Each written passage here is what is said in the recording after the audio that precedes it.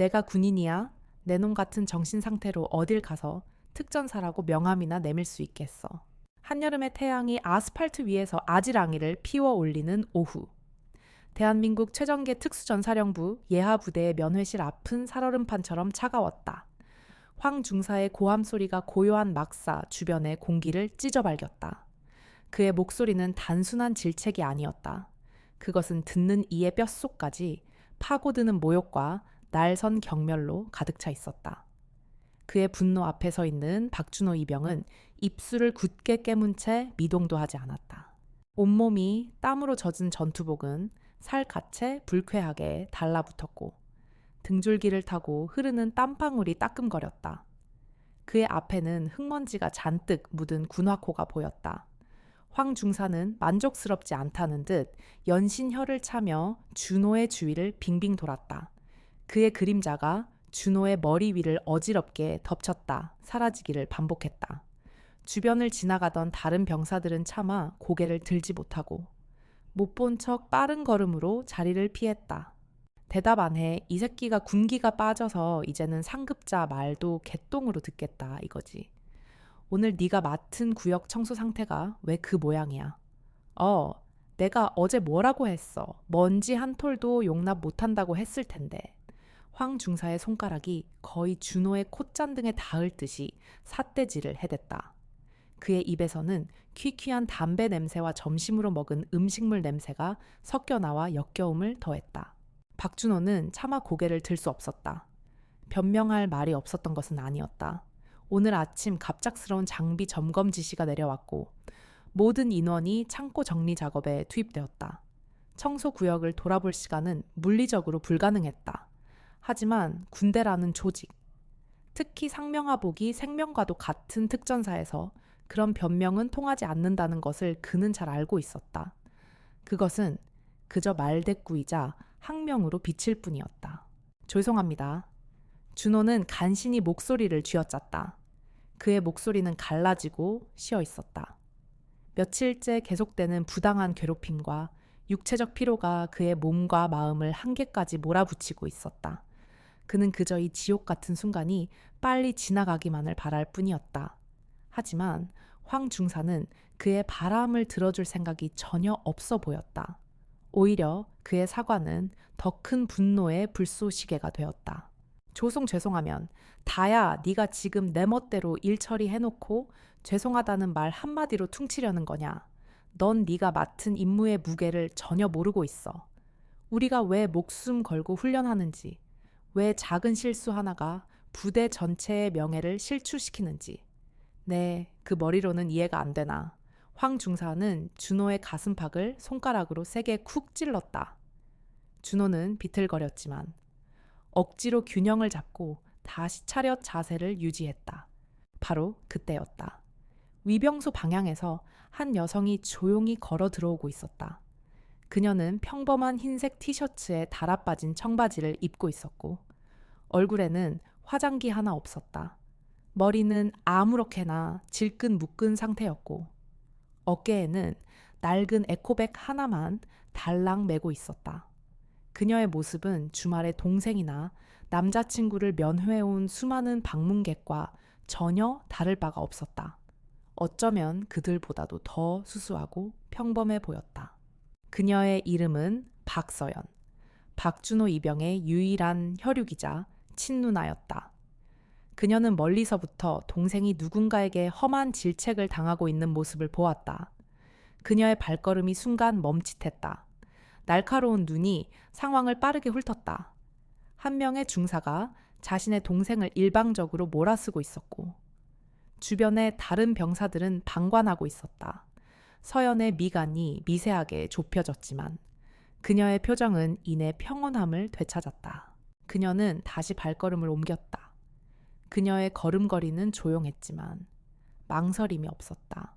군화와 전투화 소리만 가득한 그 공간에서 그녀의 평범한 운동화가 내는 마찰음은 유독 이질적으로 들렸다. 황 중사는 자신의 교육 현장에 끼어든 불청객을 발견하고는 인상을 찌푸렸다. 그는 고개를 돌려 서연을 위아래로 훑어보았다. 그의 시선에는 노골적인 귀찮음과 무시가 담겨 있었다. 뭡니까? 여기는 관계자 외에 출입 금지 구역인 거 안 보입니까? 면회객은 저쪽 면회실에서 대기하세요. 황 중사는 마치 벌레를 쫓는 듯한 손짓을 하며 퉁명스럽게 말했다. 그의 안중에도 그녀는 그저 상황 파악 못하는 평범한 민간인 여자일 뿐이었다. 군대의 엄격한 규율과 위계 질서를 전혀 이해하지 못하는, 그래서 성가신 존재, 준호는 그제야 누나의 존재를 알아차렸다. 그의 얼굴이 새하얗게 질렸다.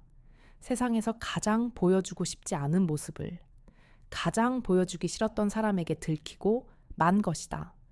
강하고 늠름한 특전사 군인이 되겠다고 큰소리치며 입대했던 자신의 모습은 온데간데 없었다. 그는 그저 괴롭힘당하는 무력한 신병일 뿐이었다. 수치심과 절망감이 한꺼번에 몰려와 그의 심장을 짓눌렀다. 누나. 서연은 동생의 떨리는 목소리를 들었지만 시선은 여전히 황 중색에 고정되어 있었다. 그녀는 황 중사의 무례한 말투와 행동에도 전혀 동요하지 않았다. 오히려 그녀는 옅은 미소까지 머금으며 입을 열었다. 그녀의 목소리는 나긋나긋했지만 이상하게도 주변의 소음을 모두 잠재우는 힘이 있었다. 박준호 이병 면회하러 왔습니다. 잠시 동생과 이야기 좀 나눌 수 있을까요? 그녀의 침착한 태도는 황 중사의 심기를 더욱 불편하게 만들었다. 그는 자신이 무시당했다고 느꼈다. 군복을 입은 현역 중사인 자신 앞에서. 민간인 여자가 감히 조금의 위축됨도 없이 당당하게 요구를 하고 있었다. 이것은 그의 자존심에 대한 정면 도전이었다. 그는 코웃음을 치며 과장된 몸짓으로 준호를 다시 돌아보았다. 이야기 지금 이놈이 어떤 상황인지 안 보여. 이놈은 지금 군인으로서 기본적인 임무도 제대로 수행하지 못해서 교육을 받는 중이야. 그런데 면회 웃기는 소리 하지 마. 군대가 당신네 집 놀이터인 줄 알아. 한가하게 가족 만나서 노닥거릴 시간 있으면 진작에 정신 차리고 자기 할 일이나 똑바로 했어야지. 황 중사는 일부러 더 큰 소리로 떠들며 서연에게 망신을 주려 했다. 그의 말은 서연뿐만 아니라 그 자리에 있던 모든 면회객들을 향한 조롱이기도 했다. 신성한 국방의 의무를 다하는 군인들에게 면회는 허락된 짧은 휴식이자 가장 큰 위안이었다. 하지만 황 중사는 그것을 마치 한심한 유흥거리처럼 폄하하고 있었다. 그의 오만함은 하늘을 찌를 듯 했다. 서연의 눈빛이 차갑게 가라앉기 시작했다. 그녀는 여전히 표정의 변화는 없었지만 그녀 주변의 공기가 달라지고 있었다. 그것은 폭풍 전야의 고요함과도 같았다. 그녀는 황 중사가 단순한 악질 선임이 아니라고 판단했다. 그는 군대의 명예와 군인의 본분을 망각한 조직의 암적인 존재였다. 그리고 그런 존재가 자신의 유일한 동생을 괴롭히고 있었다. 교육 중이라고 하셨습니까? 서연이 다시 입을 열었다. 이번에는 그녀의 목소리에서 부드러움이 완전히 사라져 있었다. 대신 그 자리에는 강철 같은 단단함과 서늘한 권위가 배어 있었다. 제가 보기에는 교육이 아니라 일방적인 인격 모독과 가혹 행위로 보입니다만 군법에 따르면 이는 명백한 위규 사항입니다. 황 중사는 순간 귀를 의심했다. 민간인, 그것도 젊은 여자의 입에서 군법이니 가혹 행위니 하는 단어가 튀어나올 줄은 상상도 못했기 때문이다. 그는 어이가 없다는 듯이 허탈한 웃음을 터뜨렸다. 주변에서 숨죽여 지켜보던 몇몇 병사들도 놀란 표정을 지었다. 저 여자는 대체 누구인데 저런 말을 저렇게 태연하게 할 수 있는 것일까? 군법, 당신이 군법에 대해서 뭘 안다고 짓거리는 거야. 어디서 드라마 몇 편 보고 와서 군대 전문가 행세라도 하는 겁니까, 아가씨? 여긴 당신 같은 사람이 함부로 나설 곳이 아니야. 군인은 군인답게. 군법에 따라 다뤄지는 거라고 당신이 상관할 바가 아니란 말입니다. 황 중사는 이제 대놓고 반말을 섞어가며 그녀를 몰아붙였다. 그는 서연에게 한 걸음 더 다가섰다. 위압적인 덩치로 그녀를 압도하려는 의도였다. 좋은 말로 할 때 그냥 돌아가. 괜히 동생 군 생활 더 힘들어지는 꼴 보고 싶지 않으면 말이야. 알았어. 이것은 명백한 협박이었다. 그는 자신의 권력을 이용해 그녀를 굴복시킬 수 있다고 확신했다. 군대 밖의 세상에서 그녀가 어떤 사람이든 이 철책 안에서는 자신이 왕이었으니까. 하지만 그의 예상은 완전히 빗나갔다. 박서연은 그의 협박에 눈 하나 깜짝하지 않았다. 오히려 그녀는 한치의 물러섬도 없이 그의 눈을 똑바로 마주 보았다. 그 눈빛은 너무나도 깊고 고요해서 오히려 황 중사가 움찔할 정도였다. 그는 마치 거대한 심연을 마주한 듯한 착각에 빠졌다. 저 눈빛은 평범한 여자의 것이 아니었다. 수많은 생과 사의 경계를 넘나든 자만이 가질 수 있는 모든 것을 꿰뚫어 보는 듯한 통찰력이 담겨 있었다. 마지막으로 경고하지. 중사 서연의 입에서 나온 호칭은 더 이상 존칭이 아니었다. 그것은 마치 상관이 부하를 부르는 듯한 명확한 위계가 담긴 부름이었다. 지금 당장 박준호 이병에 대한 모든 가혹 행위를 중단하고 정중히 사과해라. 그리고 내 동생을 면회실로 보내. 그렇다면 오늘 일은 더 이상 문제 삼지 않겠다. 그 순간 시간은 멈췄다. 황 중사는 물론이고 박준호 이병과 주변의 모든 이들이 자신의 귀를 의심했다. 한낱 민간인 방문객이.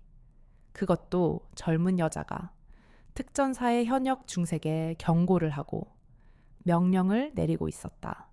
이것은 미친 짓이었다. 현실 감각이 없는 철부지의 객기이거나 아니면 무언가 상상도 못할 배경을 가지고 있거나 둘 중 하나였다. 황 중사의 얼굴이 분노로 시뻘게 달아올랐다.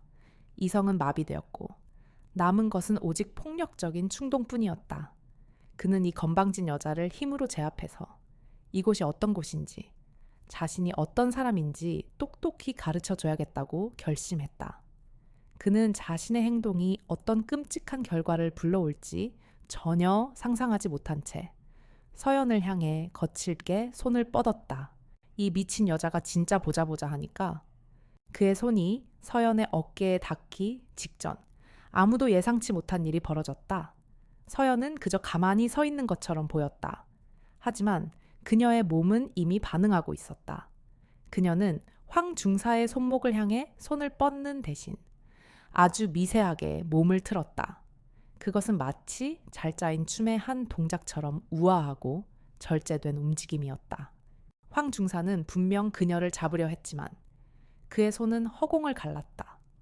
몸의 중심이 앞으로 쏠린 그는 비틀거렸다. 바로 그 찰나의 순간 서연의 손이 그의 팔꿈치 안쪽 급소를 가볍게 스치듯 짚었다.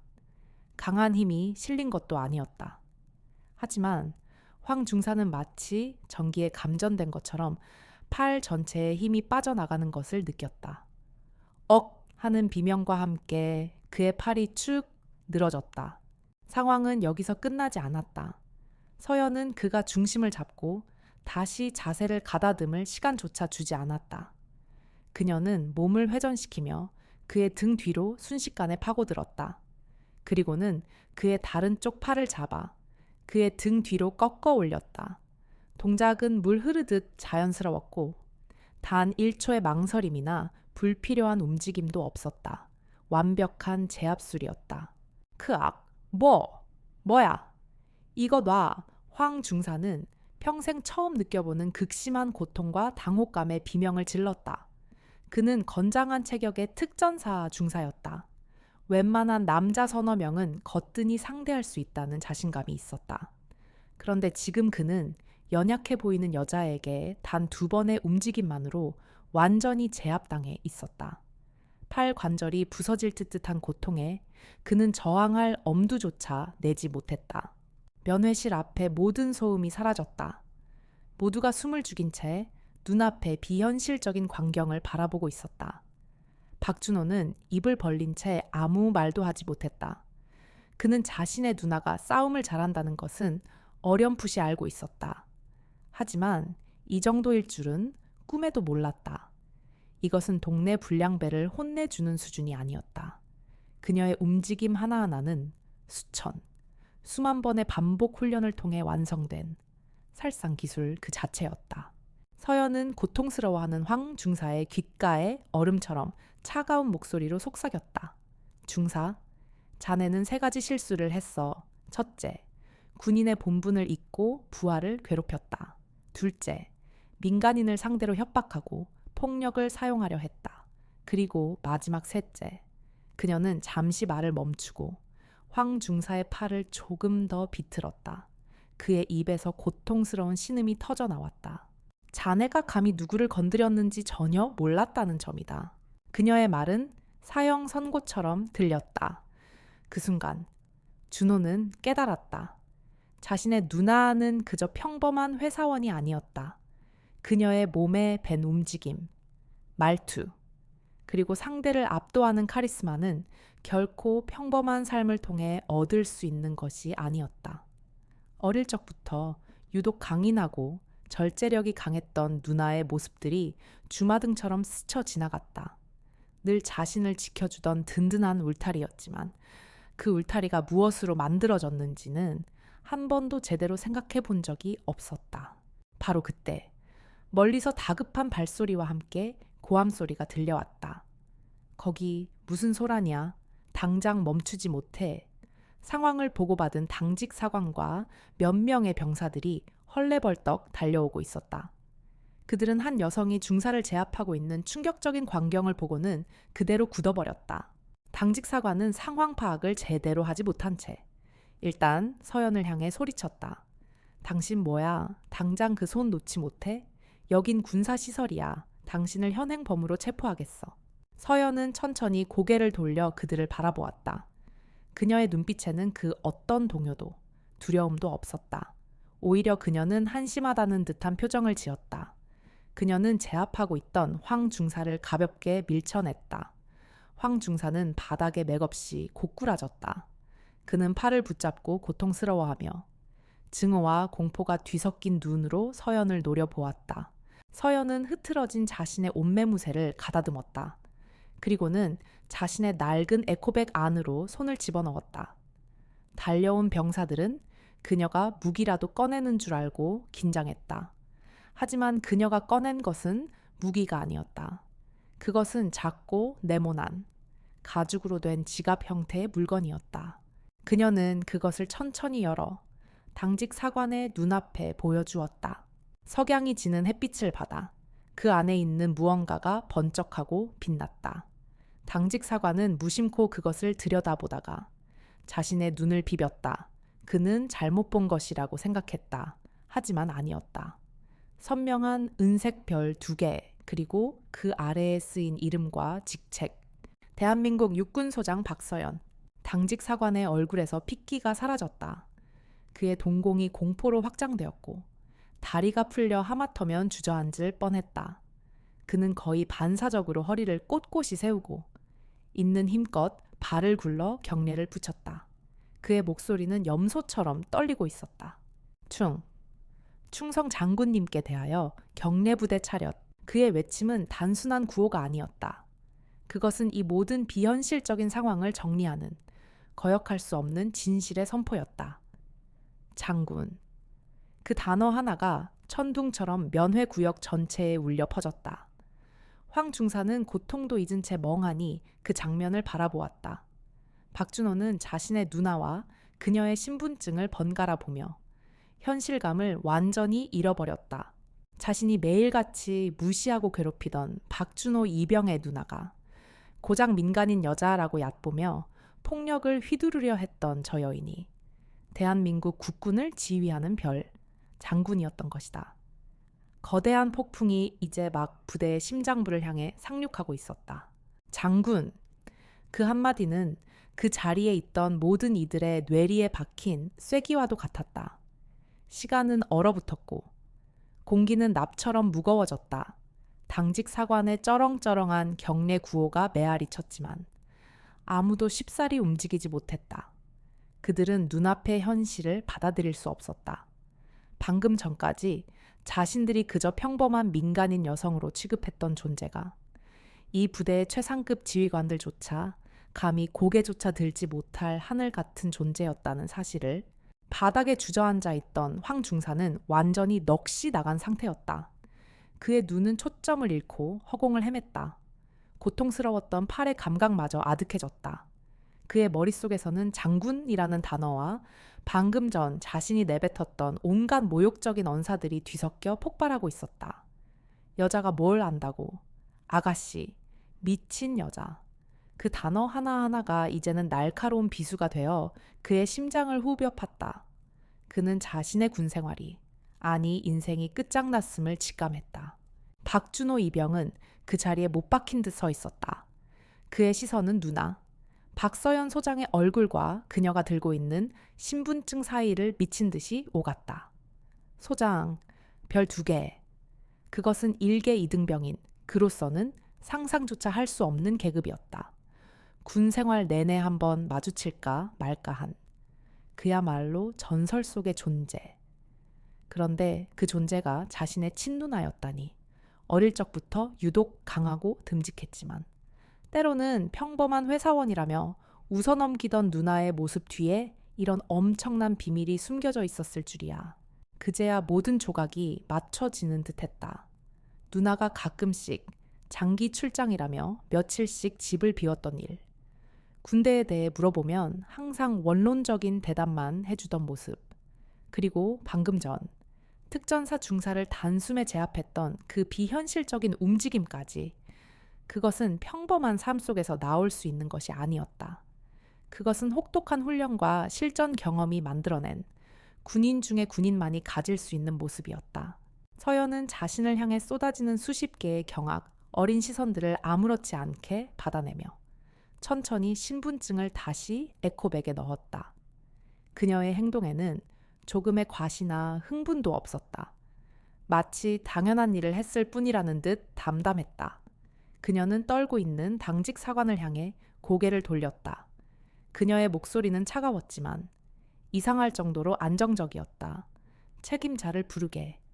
이 부대 지휘관, 지금 즉시 내 앞으로 데려와. 내 맘, 네, 알겠습니다. 당직 사관은 거의 비명을 지르듯 대답하고는 미친 듯이 어디론가 달려갔다. 그가 사라진 자리에 남은 병사들은 어찌할 바를 모르고 얼어붙어 있었다. 서연은 그들에게는 눈길조차 주지 않았다. 그녀의 시선은 오직 한 사람, 바닥에 쓰러져 있는 자신의 동생, 박준회계로 향했다. 그녀의 강철 같던 눈빛이 순간 흔들렸다. 그 안에는 분노와 실망감, 그리고 깊은 슬픔이 뒤섞여 있었다. 그녀가 준호를 바라보는 순간, 시간은 아득한 과거로 거슬러 올라갔다. 오래된 앨범의 빛바랜 사진처럼. 기억의 편린들이 그녀의 머릿속을 스쳐 지나갔다. 군인 아파트의 낡은 거실, 창문 너머로 들려오던 연병장의 구령소리, 그리고 언제나 그녀와 준호의 가장 큰 자랑이었던 군복을 입은 아버지와 어머니의 모습. 서연의 부모님은 둘 다 군인이었다. 아버지는 특전사 대위였고 어머니는 육군 정보학교의 교관이었다. 그들에게 군대는 삶 그 자체였고 국가는 목숨 바쳐 지켜야 할 가치였다. 어린 서연과 준호는 군복에 밴 화약 냄새와 가죽 냄새를 맡으며 자랐다. 아버지가 가르쳐준 제식 훈련을 흉내내고 어머니가 들려주는 전쟁 영웅들의 이야기를 자장가처럼 들었다. 부모님은 강인한 군인이었지만 두 아이에게는 한없이 다정한 아버지이자 어머니였다. 특히 아버지는 서연에게 늘 말했다. 서연아, 진정한 힘은 다른 사람을 억누르는 데서 나오는 게 아니란다. 약한 사람을 지켜주고 옳은 일을 위해 스스로를 희생할 수 있는 용기. 그게 바로 군인의 힘이야. 그 말은 어린 서연의 가슴에 깊이 새겨졌다. 그녀는 아버지처럼, 어머니처럼 훌륭한 군인이 되어 나라와 가족을 지키겠다고 다짐했다. 하지만 그 평화는 오래가지 않았다. 서연이 중학생, 준호가 초등학생이 되던 해 겨울이었다. 부모님은 해외 파병 임무를 함께 수행하게 되었다. 현지에서 발생한 대규모 테러를 진압하는 위험한 작전이었다. 출국하기 전날 밤, 어머니는 서연의 손을 꼭 잡고 말했다. 우리 딸, 이제 다 컸네. 엄마 아빠 없는 동안 준호 잘 챙겨야 한다. 누나 잤니? 그것이 마지막이었다. 며칠 뒤 집으로 찾아온 것은 부모님이 아니라 차가운 유골함 2개와 비통한 전사 통지서였다. 장례식장은 무겁고 차가운 침묵만이 가득했다. 아직 죽음을 제대로 이해하지 못하는 어린 준호는 영정사진 앞에서 칭얼거리며 엄마 아빠를 찾았다. 서연은 눈물을 흘리지 않았다. 그녀는 14살 소녀가 감당하기에는 너무나도 큰 슬픔 앞에서 동생을 지켜야 한다는 본능 하나만으로 버텼다. 그녀는 준호의 작은 손을 꽉 잡고 부모님의 영정사진을 똑바로 마주 보았다. 그리고 그 자리에서 그녀는 소리 없는 약속을 했다. 아버지, 어머니, 2분의 딸인 것을 자랑스럽게 여기며 살겠습니다. 2분이 목숨 바쳐 지키려 했던 이 나라와 2분이 남기신 유일한 보물인 내 동생 준호는 이제 제가 목숨을 걸고 지키겠습니다. 그 약속은 그녀의 삶의 이정표가 되었다. 그녀는 더 이상 평범한 소녀로 살아갈 수 없었다. 그녀는 부모님의 유지를 잇는 군인이 되어야만 했다. 그녀는 독하게 공부했고 혹독하게 체력을 단련했다. 주변의 모든 유혹과 즐거움을 스스로 차단했다. 오직 육군사관학교에 수석으로 입학하겠다는 목표 하나만을 위해 모든 것을 바쳤다. 그리고 그녀는 해냈다. 남들보다 월등한 성적으로 졸업한 그녀는 임관 후에도 승승장구했다. 탁월한 전술적 감각과 리더십, 그리고 어떤 위기 상황에서도 흔들리지 않는 강철 같은 정신력은 그녀를 군 내에서 독보적인 존재로 만들었다. 그녀가 별을 달고 장군이 되었다는 소식이 들려왔을 때 친척들은 모두 기적이라고 말했다. 하지만 서연에게 그것은 기적이 아니라 피와 땀으로 점철된 약속의 이행 과정일 뿐이었다. 그녀는 자신의 성공에 취하지 않았다. 오히려 계급이 높아질수록 책임감은 더욱 무거워졌다. 그리고 그 책임감의 가장 큰 부분은 언제나 동생 박준호였다. 준호는 누나의 그런 삶을 알지 못했다. 그저 자신의 누나가 똑똑하고 강한 사람이라고만 생각했다. 누나가 자신을 위해 얼마나 많은 것을 희생하고 있는지, 얼마나 무거운 짐을 지고 있는지 전혀 몰랐다. 그는 누나의 바람대로 건강하고 바르게 자라주었고 어엿한 청년이 되어 군에 입대했다. 그것도 대한민국 최정계라는 특전사에 스스로 지원했다. 서연은 처음에는 반대했지만 동생의 눈에서 자신과 같은 부모님을 향한 그리움과 긍지를 발견하고는 결국 허락할 수밖에 없었다. 누나는 내가 자랑스럽지 않아. 나도 아버지처럼 멋진 군인이 될 거야. 입대 전날 밤. 준호는 그렇게 말했다. 서연은 그런 동생의 머리를 쓰다듬으며 부디 그가 군 생활을 통해 더 강하고 성숙한 남자가 되기를 바랐다. 그녀는 자신의 지위를 이용해 동생에게 어떤 특혜도 주고 싶지 않았다. 준호 스스로가 역경을 이겨내고 진정한 군인으로 거듭나기를 원했다. 하지만 그녀의 바람은 산산조각이 났다.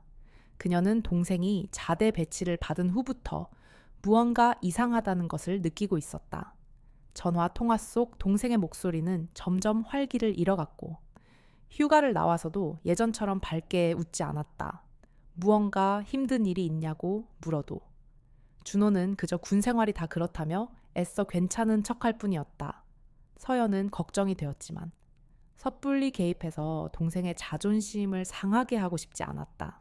결국 그녀는 오늘 동생에게 줄 반찬거리를 싸들고 일부러 예고 없이 부대를 찾았다. 동생이 어떤 환경에서 생활하고 있는지 직접 보고 싶었기 때문이었다. 그리고 그녀는 최악의 장면을 목격하고 말았다. 자신의 동생이 목숨 바쳐 지키겠다고 맹세했던 그 소중한 동생이 한낱 양아치 같은 자에게 인격적인 모독과 폭력의 위협을 당하고 있었다. 그 순간 서연의 머릿속에서 이성의 끈이 끊어지는 것을 느꼈다. 황 중사는 단순히 박준호라는 한 명의 이등병을 괴롭힌 것이 아니었다. 그는 서연의 아픈 과거와 그녀가 평생을 바쳐 지켜온 약속과 그리고 부모님의 명예까지 모든 것을 한꺼번에 짓밟은 것이나 마찬가지였다. 회상에서 깨어난 서연의 눈빛은 다시 얼음장처럼 차가워졌다. 그녀는 부대 지휘관인 김대령이 저 멀리서부터 거의 혼이 빠진 표정으로 달려오는 것을 보았다. 그의 옆에는 방금 전 달려갔던 당직 사관이 겁에 질린 얼굴로 따라오고 있었다. 김대령의 이마에서는 식은땀이 비오듯 흘러내리고 있었다. 김대령은 서연의 앞에 도착하자마자 숨을 고를 새도 없이 다급하게 경례를 외쳤다. 충성부대장 대령 김진철 장군님을 모시게 되어 영광입니다. 그의 목소리는 불안감으로 심하게 떨리고 있었다.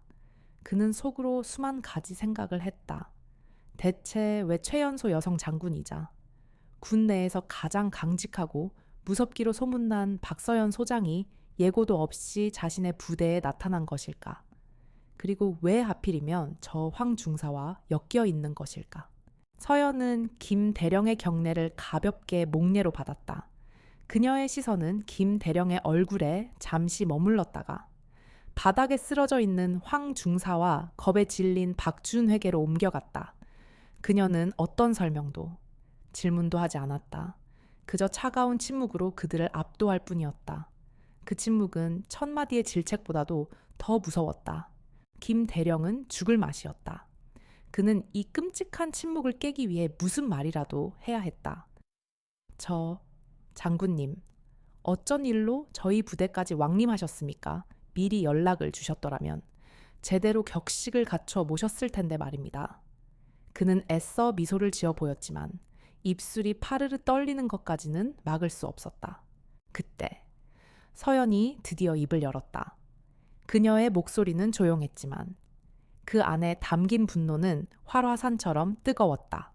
이대령, 내 대령 김진철, 나는 오늘 내 동생을 면회하러 온 누나로서 이 자리에 왔다.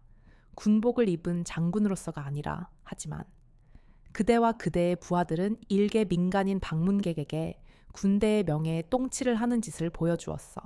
그녀는 황 중사를 턱으로 가리켰다. 저 자는 내 동생을 괴롭혔고 나를 협박했으며 폭력을 사용하려 했다. 이것이 그대가 지휘하는 최전개 특전사의 현실인가? 김대령의 등줄기에서 식은땀이 폭포수처럼 흘러내렸다. 그는 할 말을 잃었다. 변명조차 할 수 없었다. 상황은 명백했다. 그는 그저 고개를 숙이는 것 외에는 할 수 있는 일이 없었다. 죄송합니다. 장군님, 모두 저의 부덕의 소치입니다. 지휘관으로서 병력 관리에 소홀했던 점 깊이 사죄드립니다. 서연은 그의 사과를 가볍게 무시했다. 그녀의 관심은 오직 하나. 이 썩어빠진 뿌리를 어떻게 뽑아낼 것인가에 있었다. 그녀의 눈은 단순한 분노를 넘어 군 조직 전체의 기강을 바로잡으려는 한 지휘관의 냉철한 결의로 빛나고 있었다. 사과는 나에게 할 것이 아니다. 군복의 명예를 더럽힌 그대들 자신에게 해야겠지. 그리고 짓밟힌 내 동생의 자존심에게 해야 할 것이다. 그녀의 마지막 말은 김 대령과 황 중사, 그리고 그 자리에 있던 모든 이들의 심장에 비수처럼 꽂혔다. 이제 막 시작된 이 사건이 결코 간단하게 끝나지 않을 것임을 예고하는 서곡이었다. 짓밟히는 내 동생의 자존심에게 해야 할 것이다. 박서연 소장의 마지막 말은 날카로운 유리 조각처럼 흩어져 그 자리에 있던 모두의 심장에 박혔다. 김진철 대령은 차마 고개를 들지 못했다. 변명의 여지조차 없는 완벽한 참사였다. 그의 이마에서는 식은땀이 턱을 타고 흘러 전투복 깃을 적셨다. 그는 부대장으로 부임한 이래 수많은 위기를 겪었지만 이처럼 등골이 서늘해지는 공포는 처음이었다. 눈앞의 여성은 단순히 계급이 높은 장군이 아니었다. 그녀는 지금 가장 소중한 것을 짓밟힌 한 마리의 경노한 암사자였다. 김 대령은 어떻게든 이 상황을 수습해야만 했다. 그는 간신히 목소리를 쥐어짜내며 입을 열었다. 장군님, 부디 영내로 드시어 말씀을 나누심이 이렇게 밖에서 계속 서 계시게 할 수는 없습니다. 제가 모든 상황을 소상히 보고드리고 책임질 부분은 반드시 책임지겠습니다. 황 중사와 관련 병력은 즉시 직위 해제하고 엄중히 조사하도록. 대령, 서연이 그의 말을 차갑게 끊었다. 그녀의 목소리에는 이 시의 온기도 없었다. 지금 상황 파악이 안 되는가? 이건 자네와 내가 방에 들어가서 차나 마시며 조용히 해결할 수 있는 문제가 아니야. 자네가 말하는 조사라는 것도 믿을 수 없고 그녀는 김 대령을 지나쳐 넋이 나간 채 서 있는 박준호 이병에게로 걸어갔다. 그녀는 동생의 어깨에 묻은 흙먼지를 손으로 묵묵히 털어주었다. 준호는 누나의 손길에 움찔했지만 피하지는 않았다. 그는 누나의 얼굴을 참아볼 수가 없었다. 자신 때문에 누나가 이런 끔찍한 상황에 휘말리게 되었다는 죄책감. 그리고 동시에 자신을 짓밟던 존재가 한순간에 무너져 내리는 것을 보는 통쾌함이 뒤섞여 혼란스러웠다. 그의 마음속에서 무언가 단단히 뭉쳐있던 응어리가 뜨거운 눈물과 함께 터져 나올 것만 같았다. 서연은 동생의 어깨를 가볍게 두드려준 뒤 다시 몸을 돌려 김 대령을 마주했다. 그녀의 눈빛은 이제 한 부대의 지휘관을 대하는 것이 아니라 군 전체의 기강을 바로잡으려는 상급 지휘관의 그것으로 완전히 변해 있었다. 지금부터 내 지시에 따른다. 이 시간부로. 나는 이 부대의 상황에 대한 지휘권을 일부 행사하겠다. 이해 있나? 대령. 아니에 이해 없습니다. 김 대령은 반사적으로 외쳤다. 군법상 상급 지휘관은 유사시 하급 부대의 지휘권을 인수할 수 있는 권한이 있었다. 특히 지금처럼 부대 기강에 심각한 문제가 발생했다고 판단될 경우라면 더욱더 그랬다. 박서연 소장의 조치는 월권이 아니라 당연한 권리의 행사였다. 김 대령은 이제 자신이 이 부대의 주인이 아니라는 사실을 뼈저리게 깨달았다. 좋아. 서연은 만족스럽다는 듯 짧게 대답했다. 그리고는 주변을 둘러싼 모든 병사들과 간부들을 향해 나지막하지만 모두가 들을 수 있는 목소리로 첫 번째 명령을 내렸다. 전 병력은 5분 내로 주둔지 연병장에 비상 소집한다. 단 한 명의 열애도 없이 장교, 부사관, 병사할 것 없이 전원 집합하도록 5분이다. 실시. 명령은 간결했지만 그 안에 담긴 무게는 천근만근과도 같았다. 전 병력 비상소집. 그것은 전쟁 발발 직전이나 최고 등급의 비상사태 시에나 발령되는 가장 엄중한 명령이었다. 일가의 면회객과의 마찰 때문에 부대 전체가 비상소집된다는 것은 전대미문의 일이었다.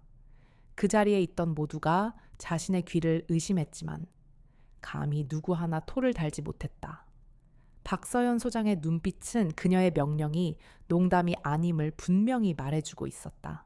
김 대령과 당직 사관은 정신을 차리고 미친 듯이 움직이기 시작했다.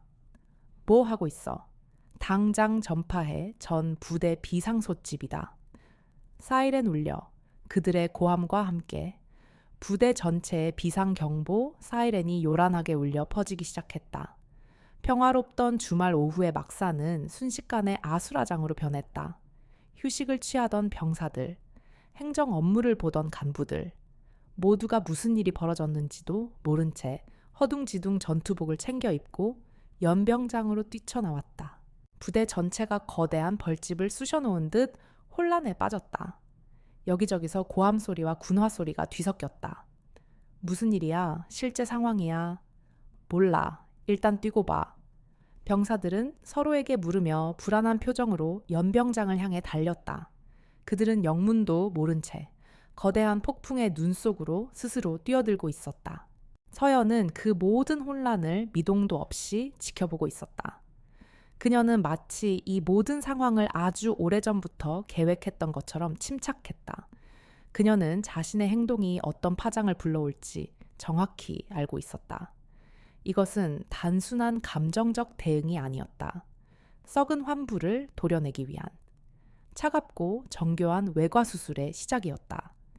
그녀는 다시 자신의 에코백에서 스마트폰을 꺼내 들었다. 그녀가 전화를 건 곳은 국방부 직통 회선이었다. 몇 번의 신호음이 가고 곧이어 묵직한 남성의 목소리가 들려왔다. 통신보안, 육군 참모총장 비서실입니다. 군의 심장부, 사성 장군인 참모총장에게 직보를 올릴 수 있는 라인이었다. 김 대령은 서연의 입에서 나오는 통화 상대의 직책을 듣고는 얼굴이 사색이 되었다. 일이 자신이 상상했던 것보다 훨씬 더 커지고 있었다. 나 박서연 소장이다. 서연은 자신의 신분을 밝혔다. 수화기 너머의 목소리가 순간 긴장하는 것이 느껴졌다.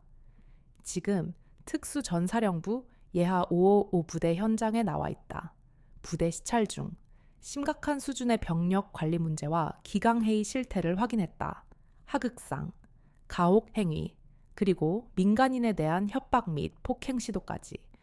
지휘관의 통제 능력은 완전히 상실된 것으로 보인다. 그녀의 보고는 짧고 건조했지만 그 내용은 가히 폭발적이었다. 최정계 부대라는 특전사에서. 그것도 장군이 직접 목격한 비리라니.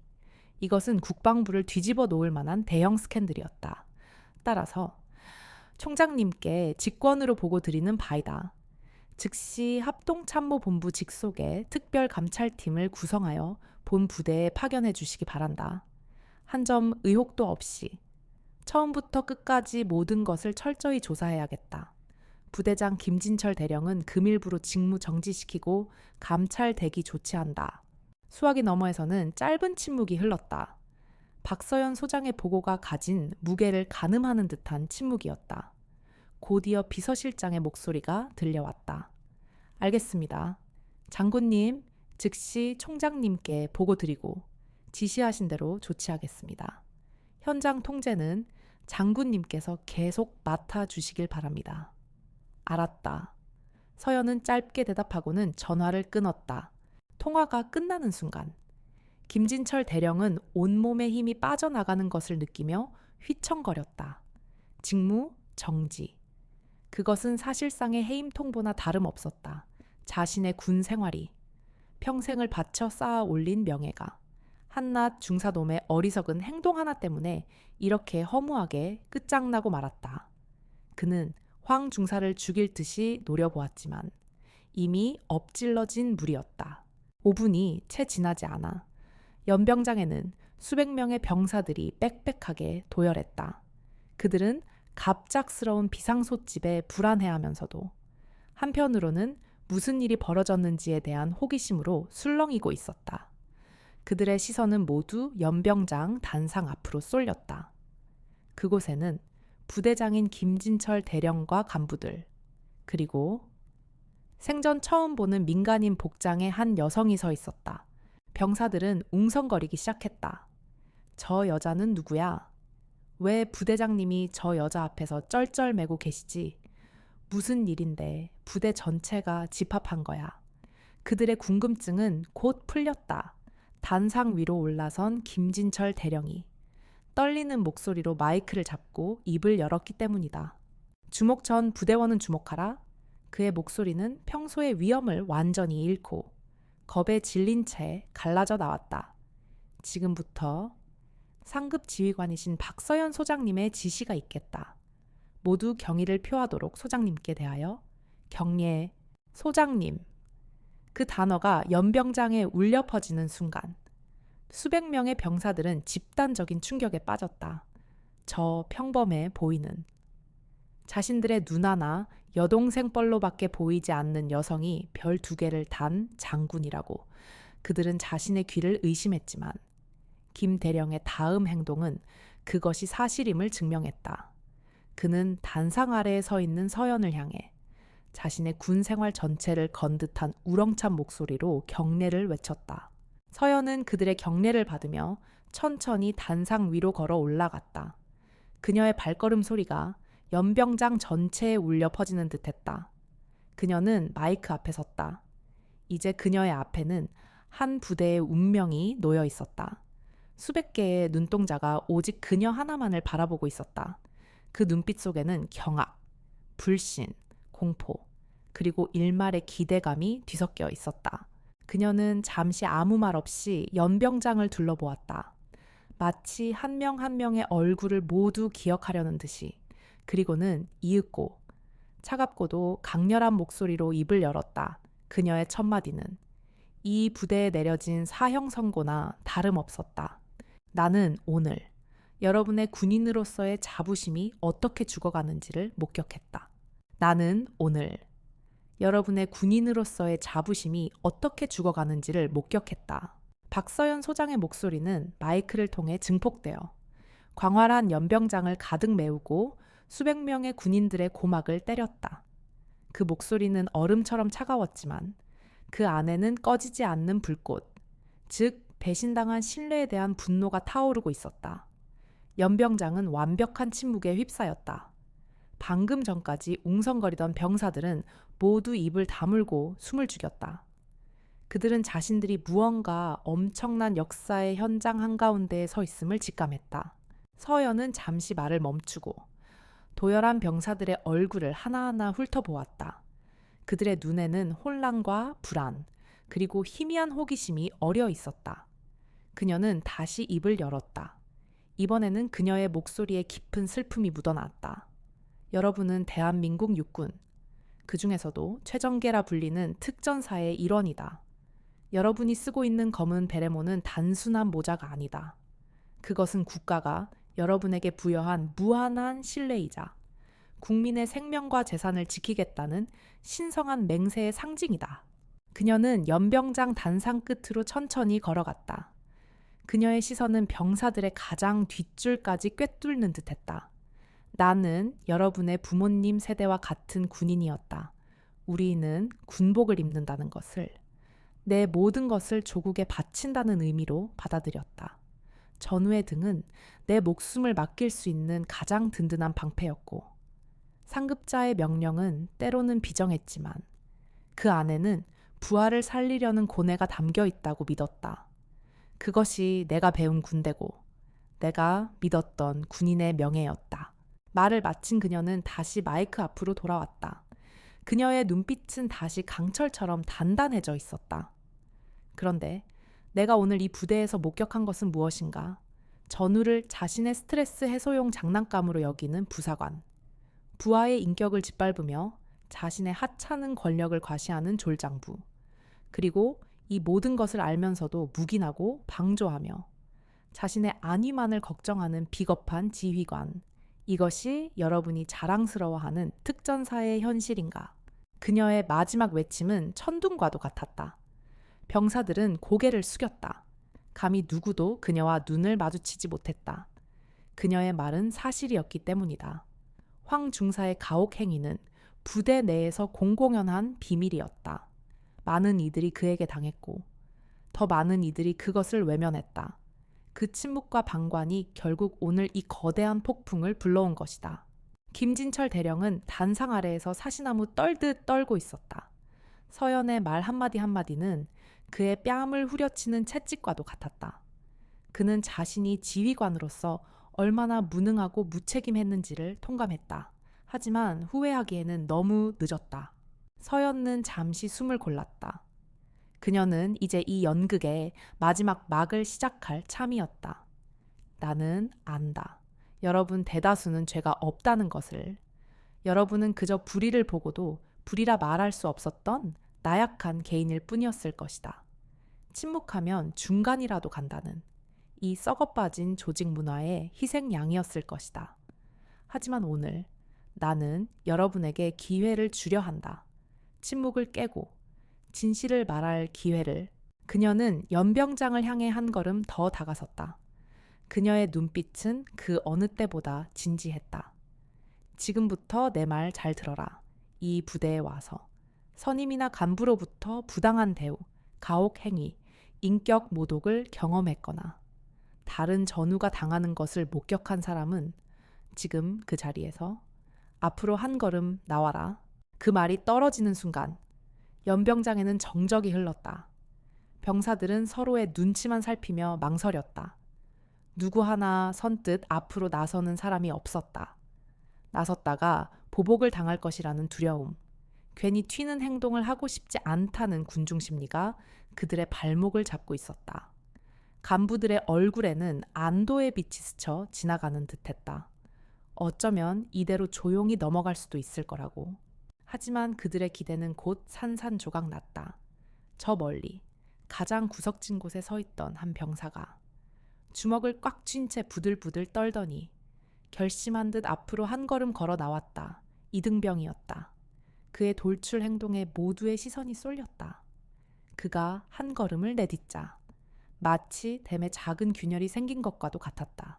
그의 옆에 있던 다른 병사가 그를 따라 한 걸음 앞으로 나왔다. 그러자 다른 곳에서 또 한 명이, 그리고 또 한 명이. 망설이던 병사들은 더 이상 주저하지 않았다. 1명, 2명, 10명, 수십 명, 마침내 수백 명의 병사들 중 절반 이상이 약속이나 한 듯이 앞으로 한 걸음씩 걸어 나왔다.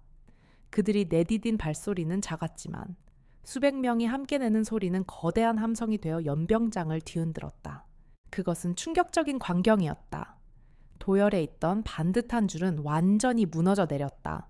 앞으로 나온 병사들과 그 자리에 그대로 서 있는 병사들, 진실을 고발한 용기 있는 자들과 침묵으로 불의에 동조한 자들 혹은 가해자들, 부대에 썩어빠진 현실이 눈앞에 명백하게 드러나는 순간이었다. 간부들의 얼굴은 새하얗게 질려 있었다. 이것은 단순한 항명이 아니었다. 억눌려왔던 진실의 거대한 폭발이었다. 서연은 그 광경을 말없이 지켜보았다. 그녀의 표정은 변함이 없었지만 그 누구도 그녀의 눈동자 속에서 들끓고 있는 뜨거운 분노를 읽을 수 있었다. 그녀는 다시 마이크를 잡았다.